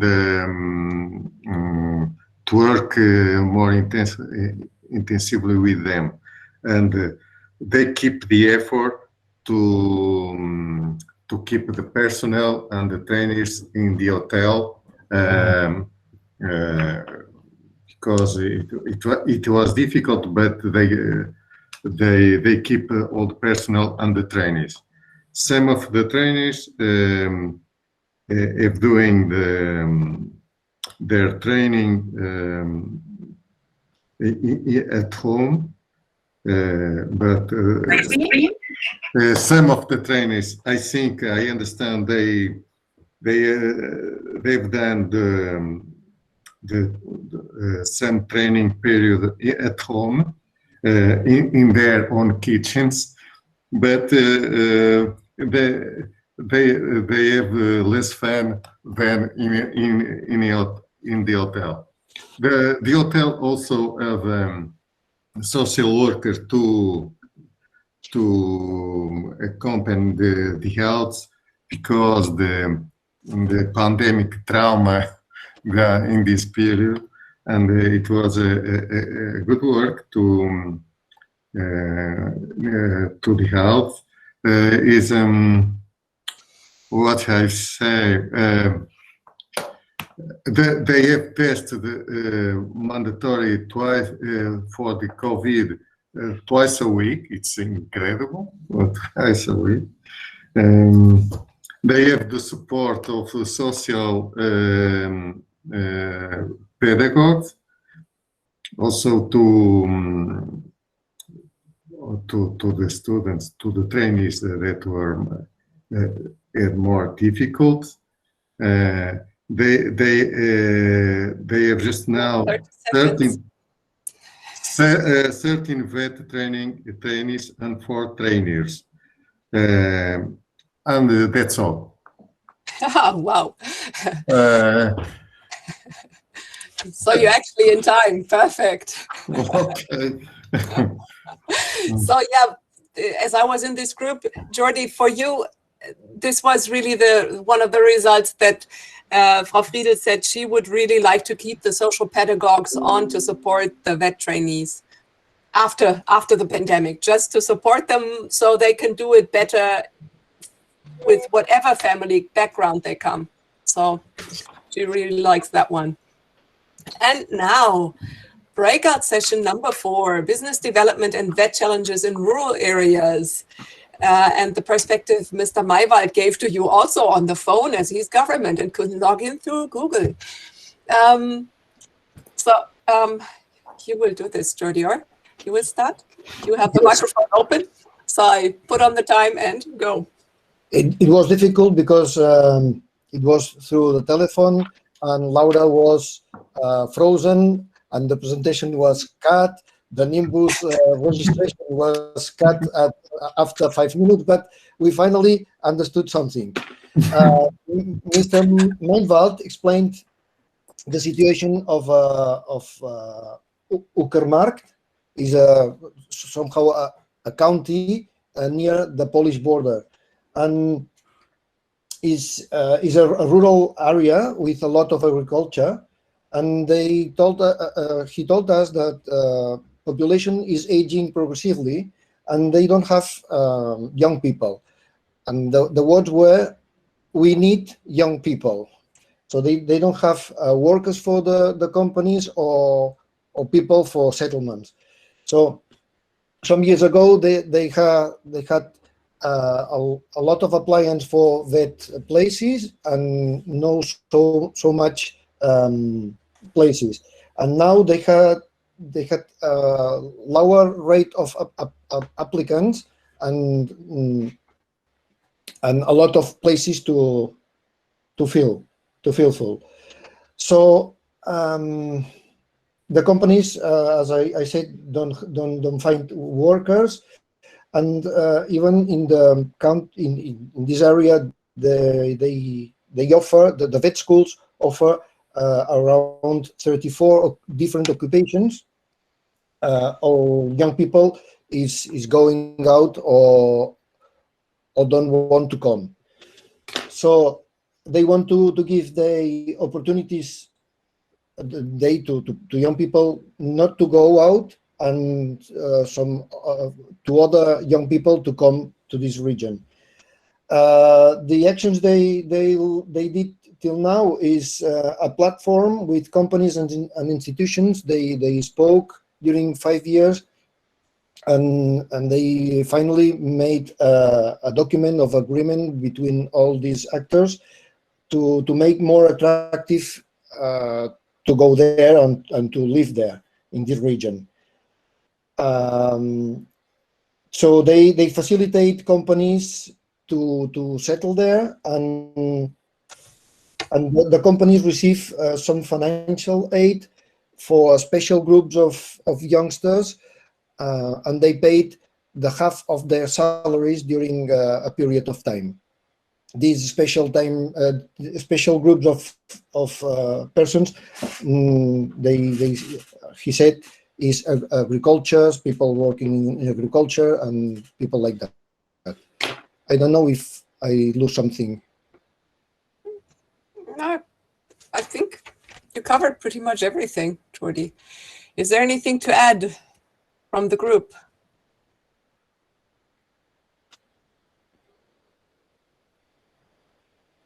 There are still 40 seconds left if you want to add something out of we can sing something. No. No. Well, in the rural area, it's really this thing of wanting people to have a reason to stay if they grow up there, and even more have people come to the rural areas. So families don't go there if they don't think that their children will have a perspective there. Why would someone go somewhere where it's more difficult? So this is, of course, something of these rural areas. So the timer is over. We filled the time. I will end that presentation. And well, so does anybody need a 5-minute break? I know it's not in the schedule, but I think we can manage. Does anybody want a break, or no? No? Okay. Well, there's nobody jumping up and down saying yes. So I just wanted to offer. I would like you to come back to Mentimeter, and I will copy paste next number into the chat, because now we come to the discussion. And let me see, will it work or not? Okay.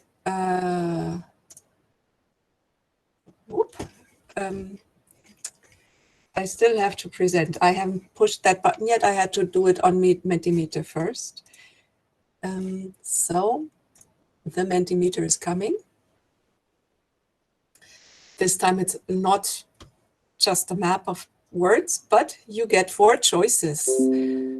The first, the second, the third, or the fourth breakout topic. Which shall we discuss?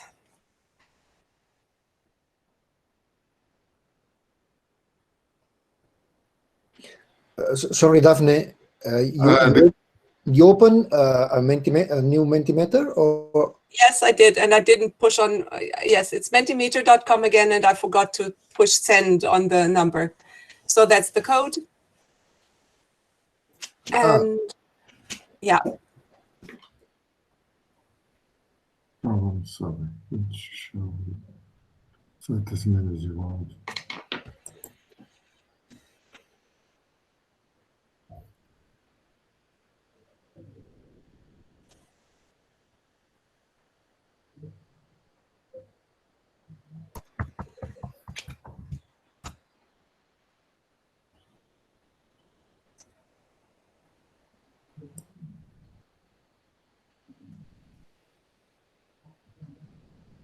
Oh, so it's developing professions from the Chamber of Commerce view for now. Oh, maybe not. Supporting the trainee. Okay, what's coming? 7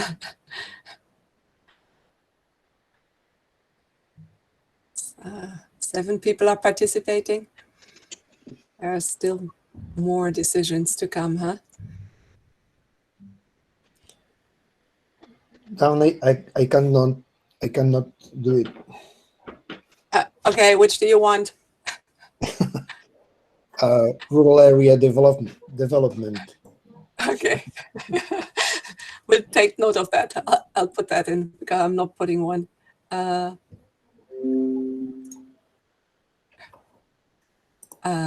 Okay, this is not working, is it? Wait, I'm getting there.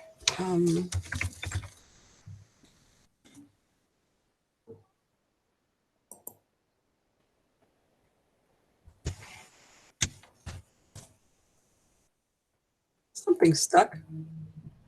Okay.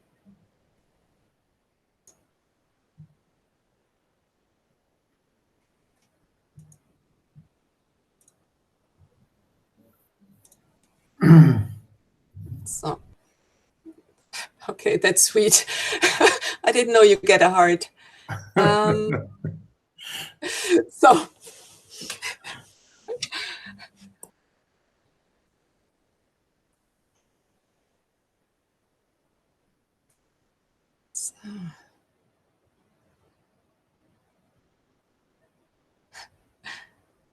"20 people have participated. We're still waiting for participation."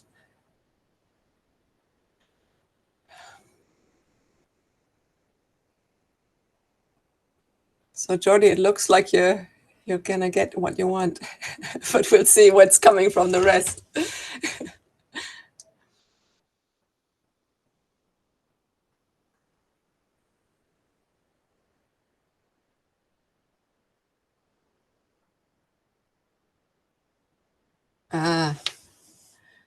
My internet is a bit slow, I think.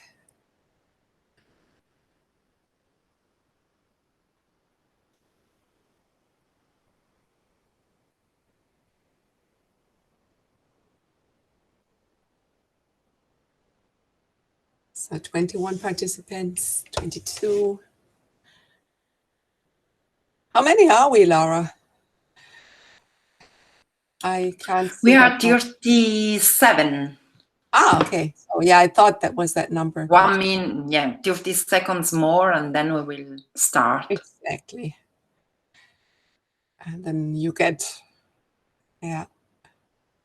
What did I present? Yeah. Okay, so I can also open up because I was wondering what I was going to say next, but of course I covered my discussion preparation.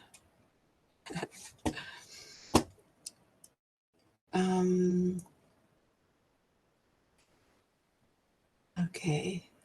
Well, I think we can just call it a decision for rural area development in this case. So I will end the presentation and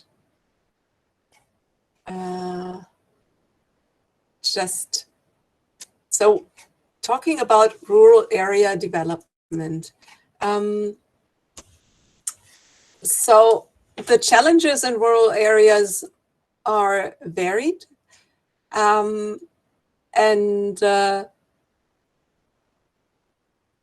One of them is depopulation due to a lack of work, but also due to a lack of so the lack of work also is the thing that businesses have difficulty establishing themselves, and then also you don't have so much vet training. So the question here is, which I put into the round, the question is, what solutions did we hear about? What were the solutions that we heard for the rural area?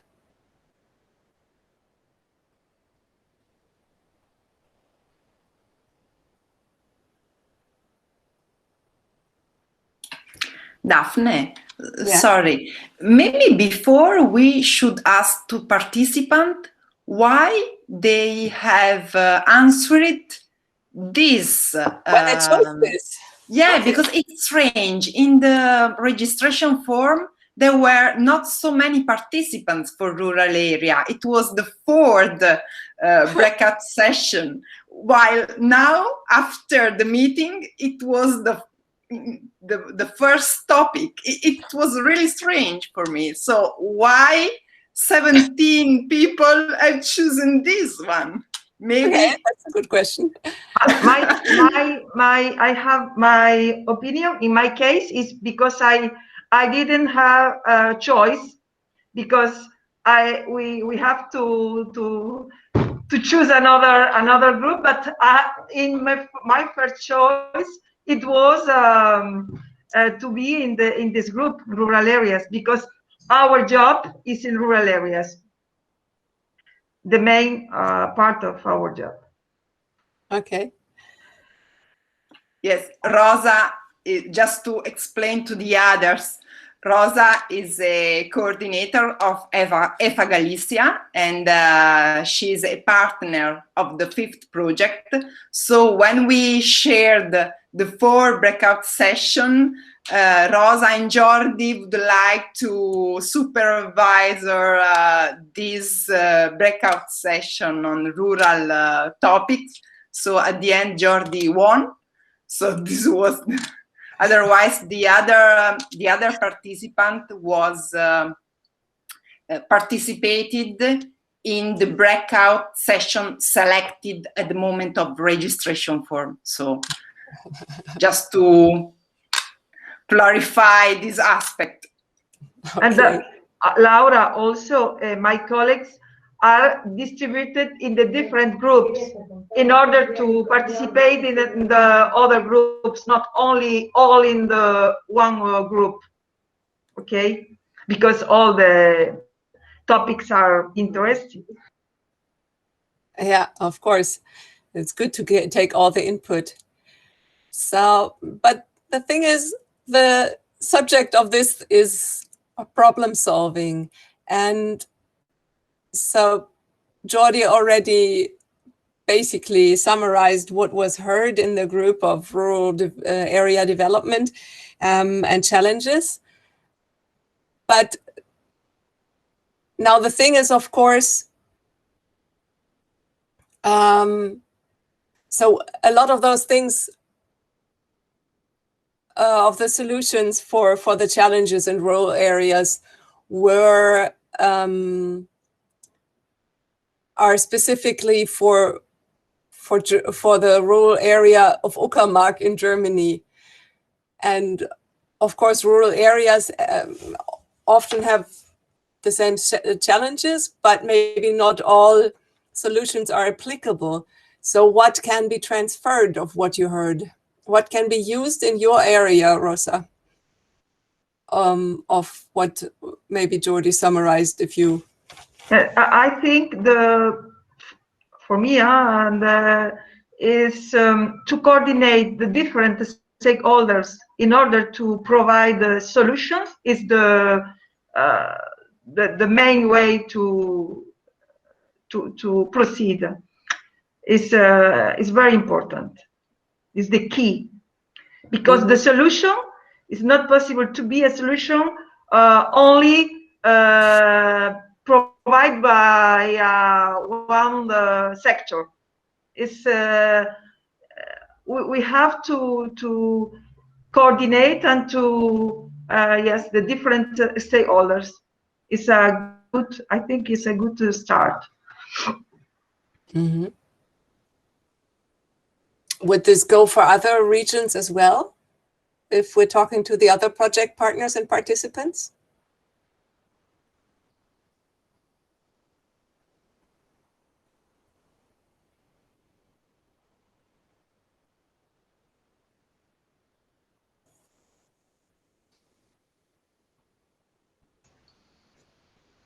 Go for it. Daphne? Yeah. Maybe I can I can fill the gap a little bit. Is the man from the Uckermark still with us? No.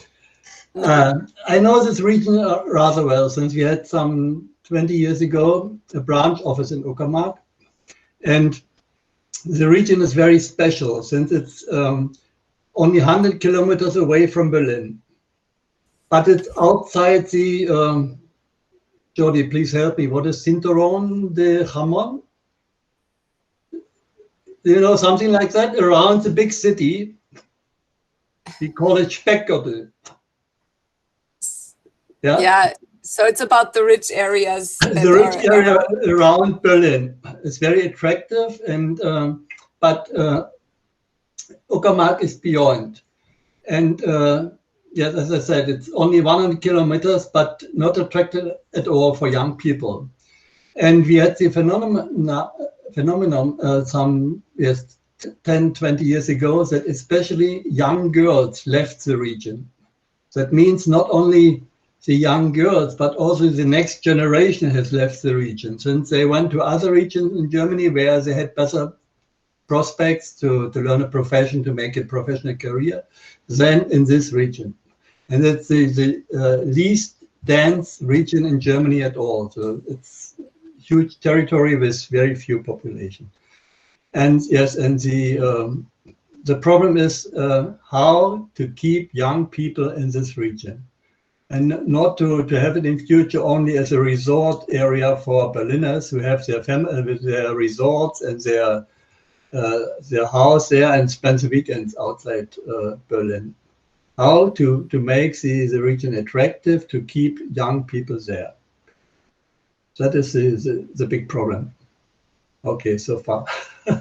Thank you. Yeah. So in the presentation about the Uckermark, there were a lot of government fundings on national, on local levels. And so, of course, the cooperation, I mean, Mr. Maywald was from the regional government, so he's the one organizing the cooperation. And also, or they are, the local government is. And they do this together with service providers. And those cooperations work with government support with local and national support in programs like Erasmus+, but also local and national programs like that. So is there a transferability for the other countries? Do those programs exist, or is there a thought of developing more of them? Or, I mean, problem solving is usually about taking a problem and then finding a solution to it, no? So what could be solutions in your areas? Yeah, you see, here in Portugal, we have the same situation, perhaps the worst situation in Europe, alongside Spain and Italy. And in the rural areas, we count a lot with immigration from the Asian countries and African countries. And we have the example of one school in the south of the country. One school, a vet school that more than half of students, they are sons of the immigrants. So they work in the intensive agriculture. And we don't see the way to manage this of other way, because there's no people told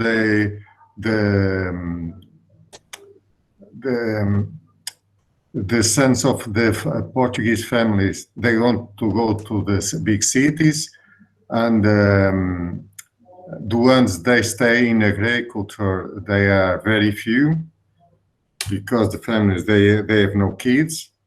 So we have an unsolving problem unless with immigration. That's the fact. There's no a miracle on site to resolve the situation. So it's a reality. What can we say? And we have other vet schools in other rural areas that they count with the ancient Portuguese colonies. We call PALOPs. The Portuguese, ancient Portuguese colonies that they sent to Portugal a lot of students from Angola, from Cape Verde, from these countries, Mozambique also, and they fill our vet schools in the rural areas.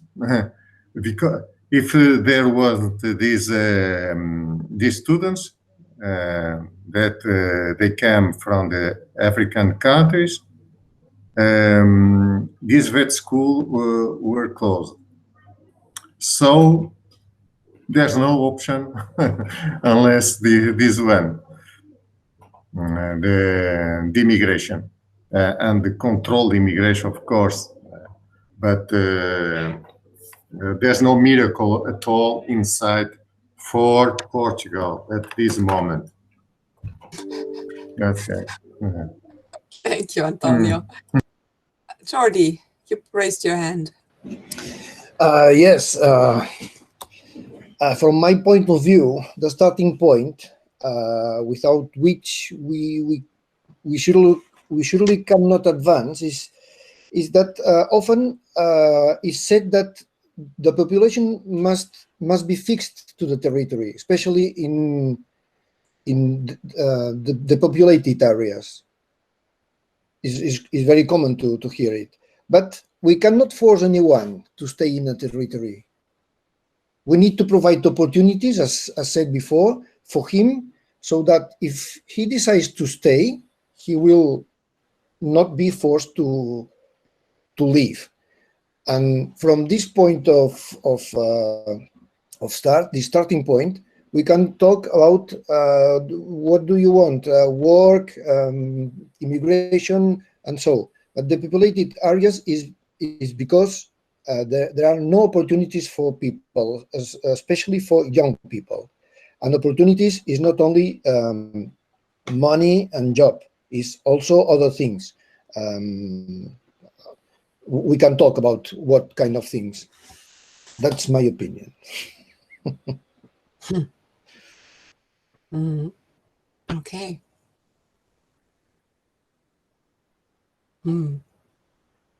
So I've been wondering whether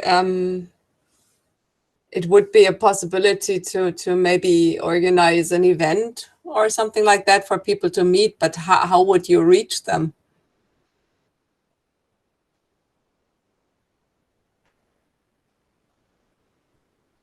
Like, I don't know, how are the activities in rural areas? Are there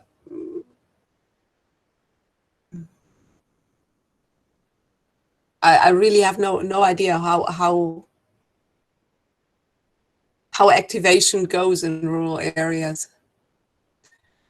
How do you reach people there? How do you reach businesses? For example, in education, to giving an education responding to the needs, the real needs of people. We cannot have a general educational system in a country the same for big cities and for small villages. People are different, nor best nor worst, but different, and their needs are different. Yeah. Yeah, you're right. So yeah, that's why what my line of thinking was, how to assess actually the needs and to get the people involved, because often it's about getting people themselves involved, and so then they will find their solutions about things. But yeah, it is I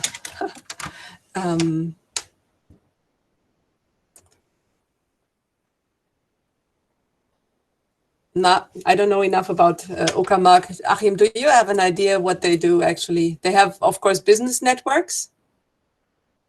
But do you have an idea how they, I mean, not all the population is in business networks. Do you have an idea of how they reach those people? I don't know about Uckermark, but can give you another example from Spain. We have learned in another project.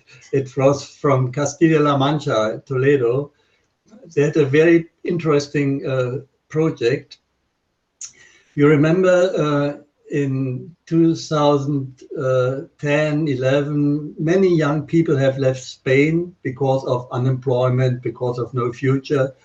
And they have gone to different countries, not only Europe, but also South Korea, America, etc., etc. And the project, or the aim of the project, organized by the government of Castilla-La Mancha, was to keep contact with those people,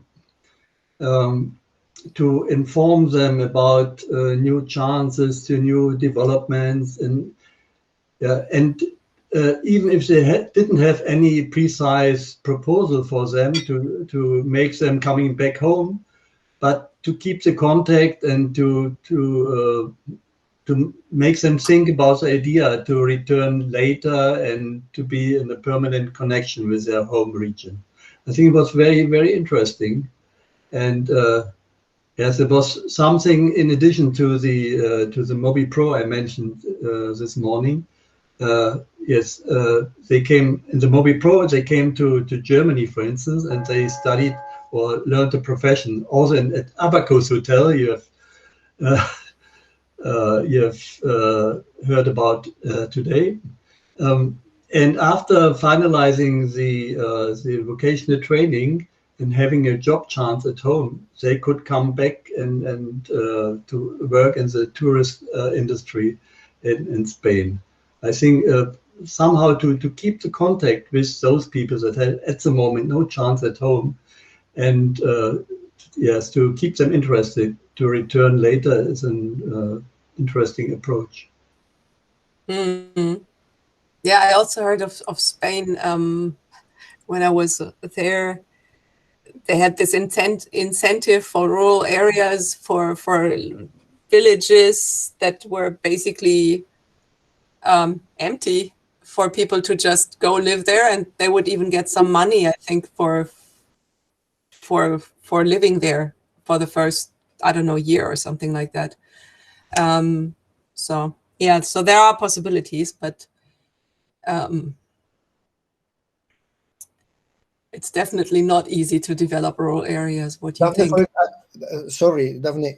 Sometimes, yeah, we can talk a lot about it, but sometimes it's just a few details. For example, a young couple of people living in a little village or in the countryside. Sometimes they don't have a school in the nearest village, because the government say a school can only exist if they have a specific amount of students. Why not a little bit less? Why not a school with 4 or 5 students? Why not? Because it's cheaper with more students. Yes, maybe. But the reality is not the same that in the cities. And communications, maybe in Germany, I saw a lot of roads and good roads everywhere. But in the south of Europe, for example, some villages have really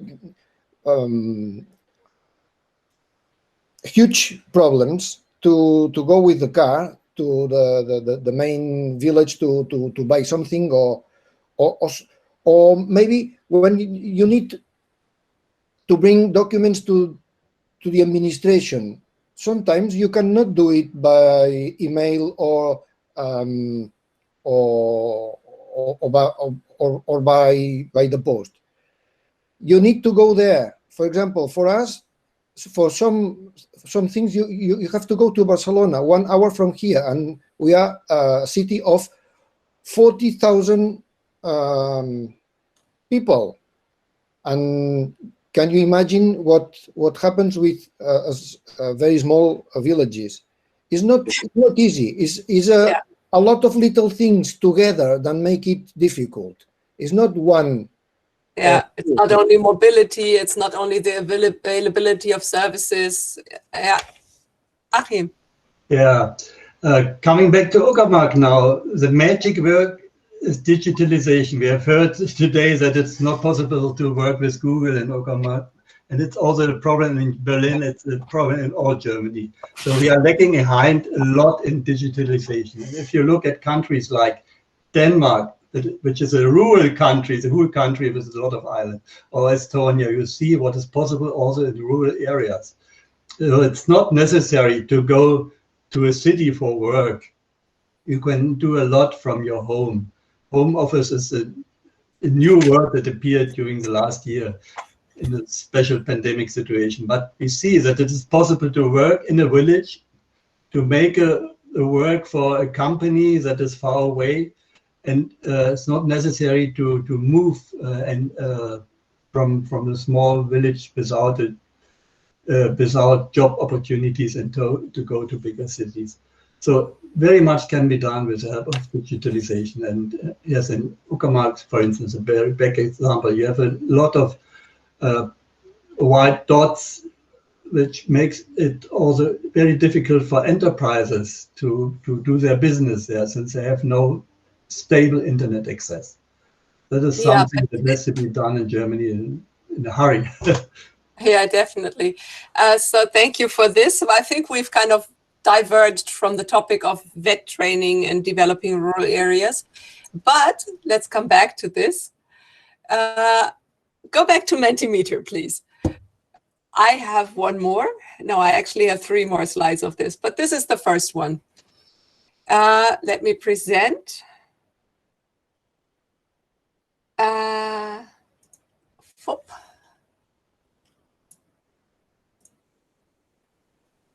This is the next one. Which are the important keywords for stakeholders and alliances?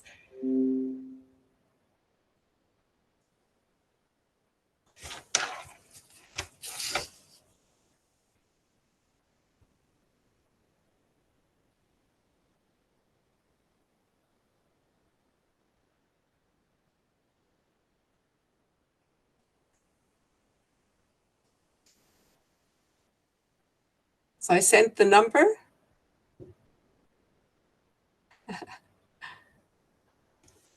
Oh.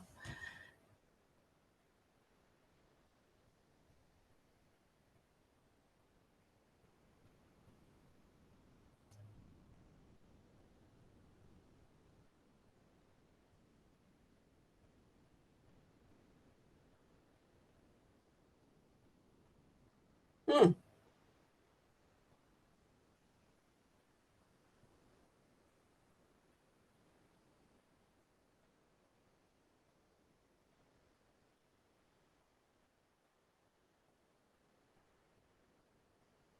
Open mind. Okay. Yeah, it's a win-win situation, of course, when a collaboration works. So we have 7 participants for now. More are coming in.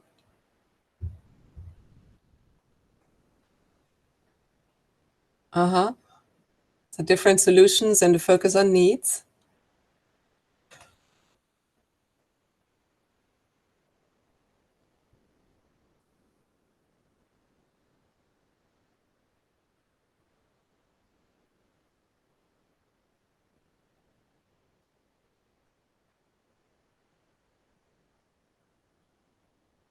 Dialogue. Okay. Yeah, take part in a solution. No, be active. That's basically the thing.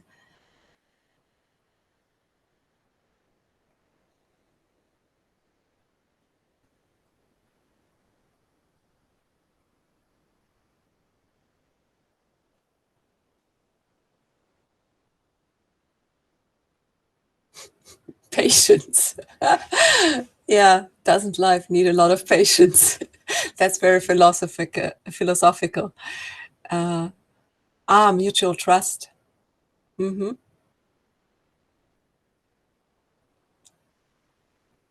Shared design. To discuss, yeah, to keep in contact, not to stay in communication with each other.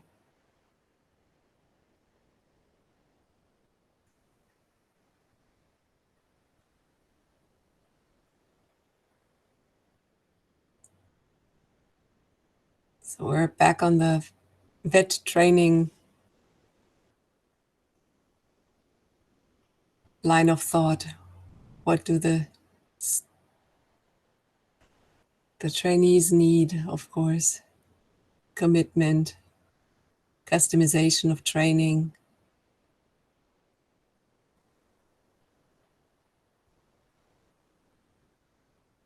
Starting with small projects.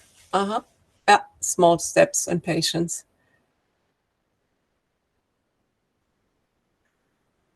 So there was a lot of participation. 36 have participated for now.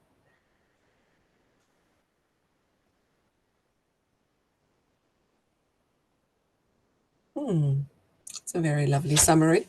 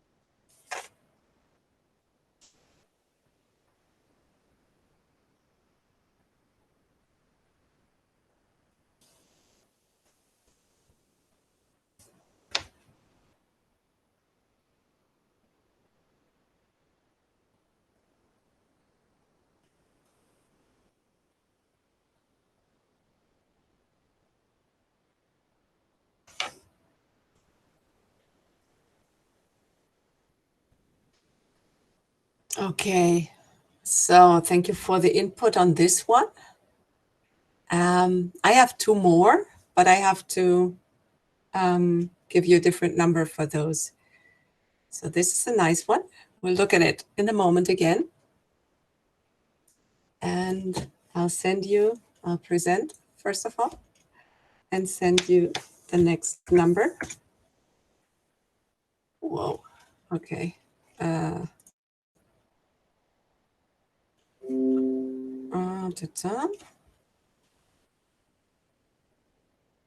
So, which keywords present the German VET system? This time it's keywords for the German VET system.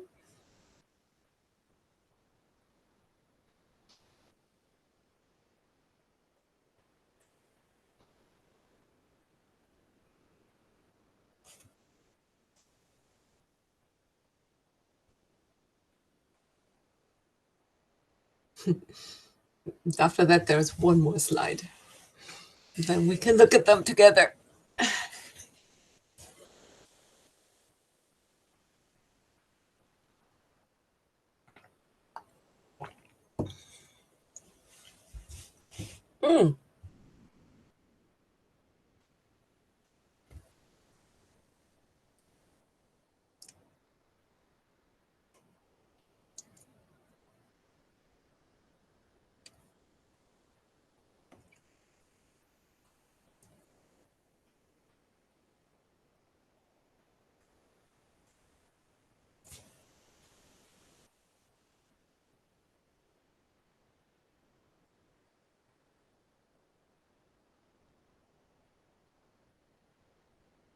So I want to play too. So I'm putting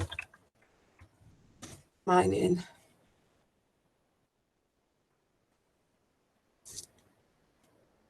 So you can see the result in a moment. I'll go back.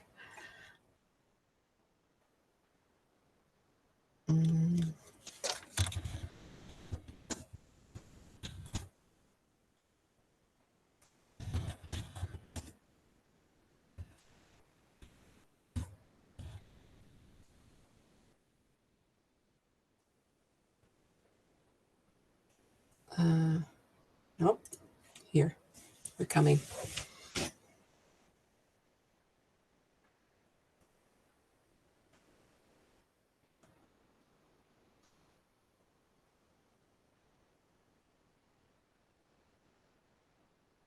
Oh, stability is a very interesting one here.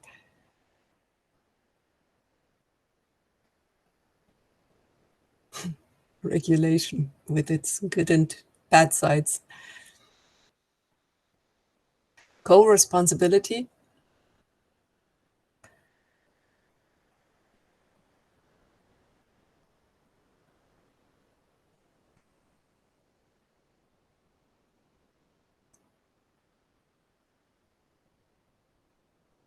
And it's really about alliances, about co-responsible alliances. There's nobody who's stronger or who's of more value, but it's everybody putting in their bit.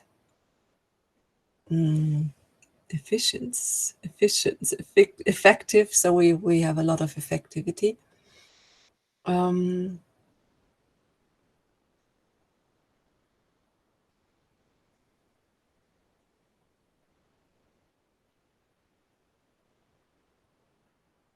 So about 19 people have participated, I can see.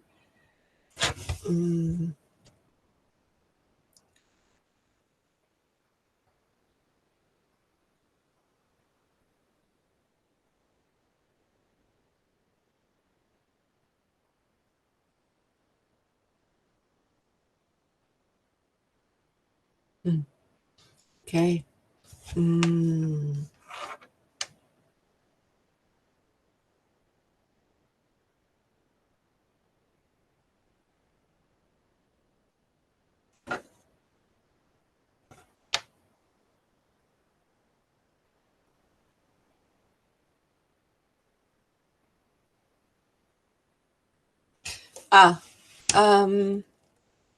See.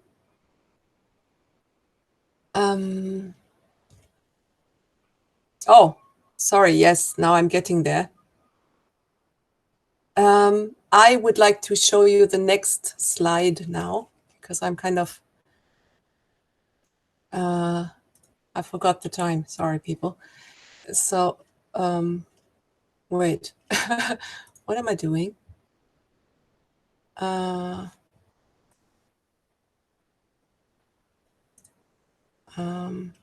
Okay. Okay, maybe I'm not getting my next slide because I messed it up, but we'll see whether I can actually. No, that's not working. I seem to have saved this type. Can I do this now? No. Sorry, I seem to have messed this one up. But so maybe you can write the word into the chat. My last question was, which topics did you not expect today? Maybe you can just write it into the chat.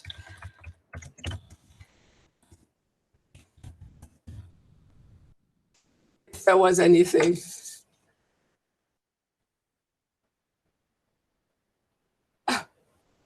Okay. Because we are about to finish, and then Jordi will tell us one more thing. So while you think about what topics you didn't expect today, Jordi can tell you what's next in our line of meetings.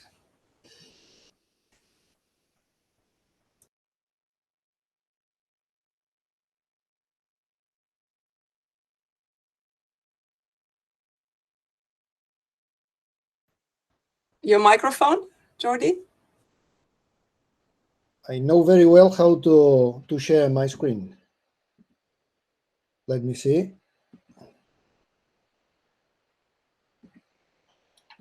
I can do it, Jordi, if you didn't change the PowerPoint presentation. I changed it, sorry. Okay.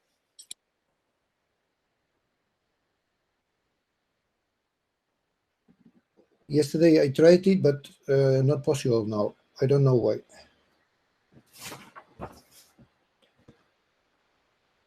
To share,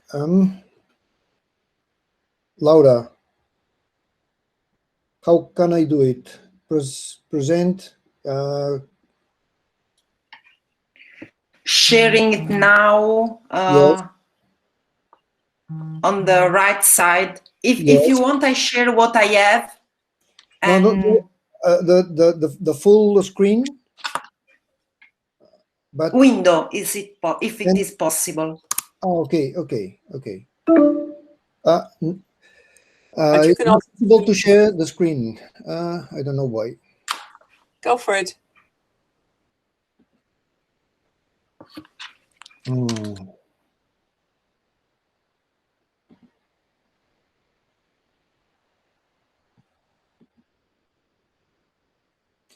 Sorry.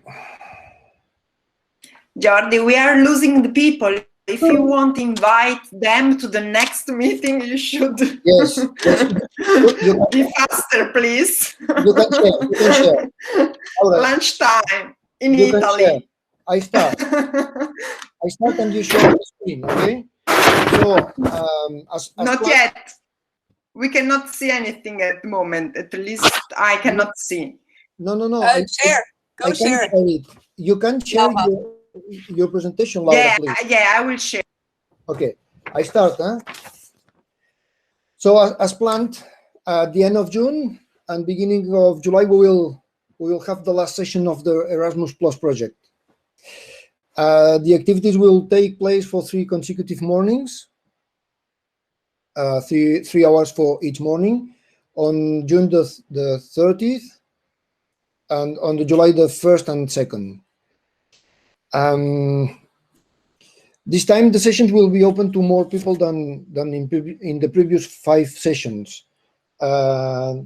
This session, also virtual as today, will be done through Zoom platform, and we remind them that you and all the participants will need to be able to you need to register to participate in the session. Yes, as usual, the working language will be English, although this time there will be also an English-Italian, English-Spanish translation service.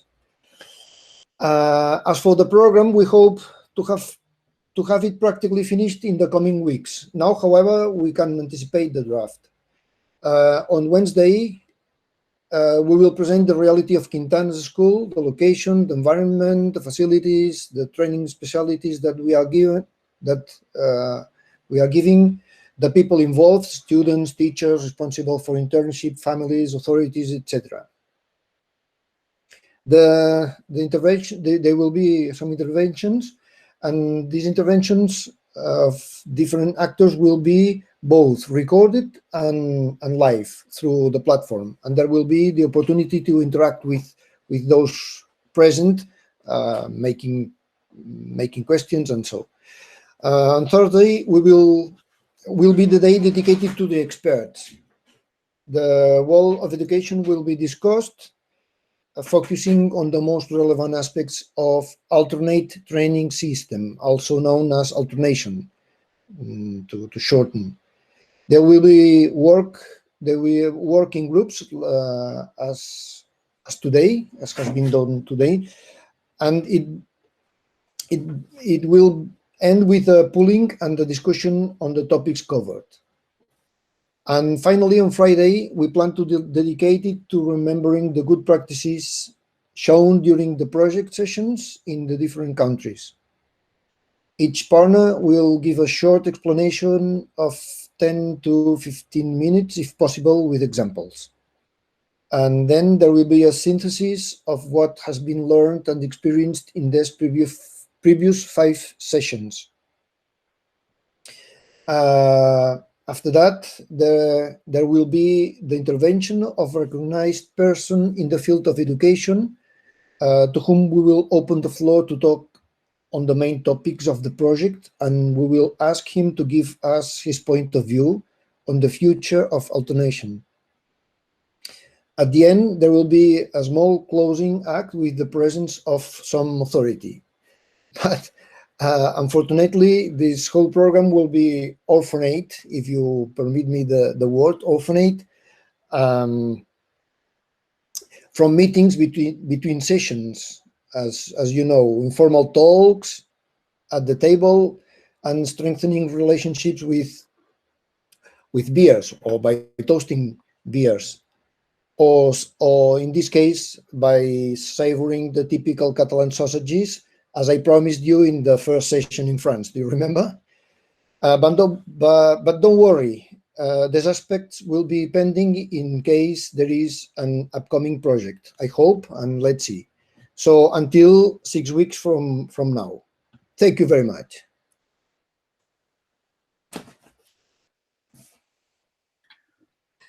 Thank you, Jordi. We will find means to savor whatever foods you have down there. So,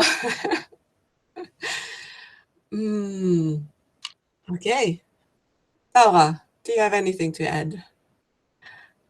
No, I want just give you my last interview with saying that thank you everyone for participating in this 5th transnational meeting of the 5th project. Of course, the current situation didn't give us the opportunity to meet live, but the positive aspect is that the 5th partnership decided to involve more participants than in the other transnational meetings. So I wish that you had a fruitful meeting. And from my point of view, that's all. And welcome to the next meeting, online meeting in June, July, as Jordi presented. Daphne, the floor is yours for last conclusions. Well, the conclusions were basically collected in all the Mentimeters. I thank you for cooperating in those. And so I hope that you have more of an overview over the German VET system. I definitely do after preparing this event. And I'm looking forward to our next steps into views into Spain. Thank you, everybody, for participating. Thank you for the partners to put their effort in making this meeting work. And I wish you a good afternoon now. So, too bad you couldn't come to Berlin. But Berlin is here waiting for you. Thank you, Daphne. Thank you, Hakim. Thank you, ABU partner. Thank you for your hospitality. And all materials, we will send all participants the materials that we have presented today. Yes. Okay. Bye-bye. Ciao, bye. Bye-bye. Bye bye. Thank you. Bye-bye. Ciao. Ciao. Ciao. Ciao.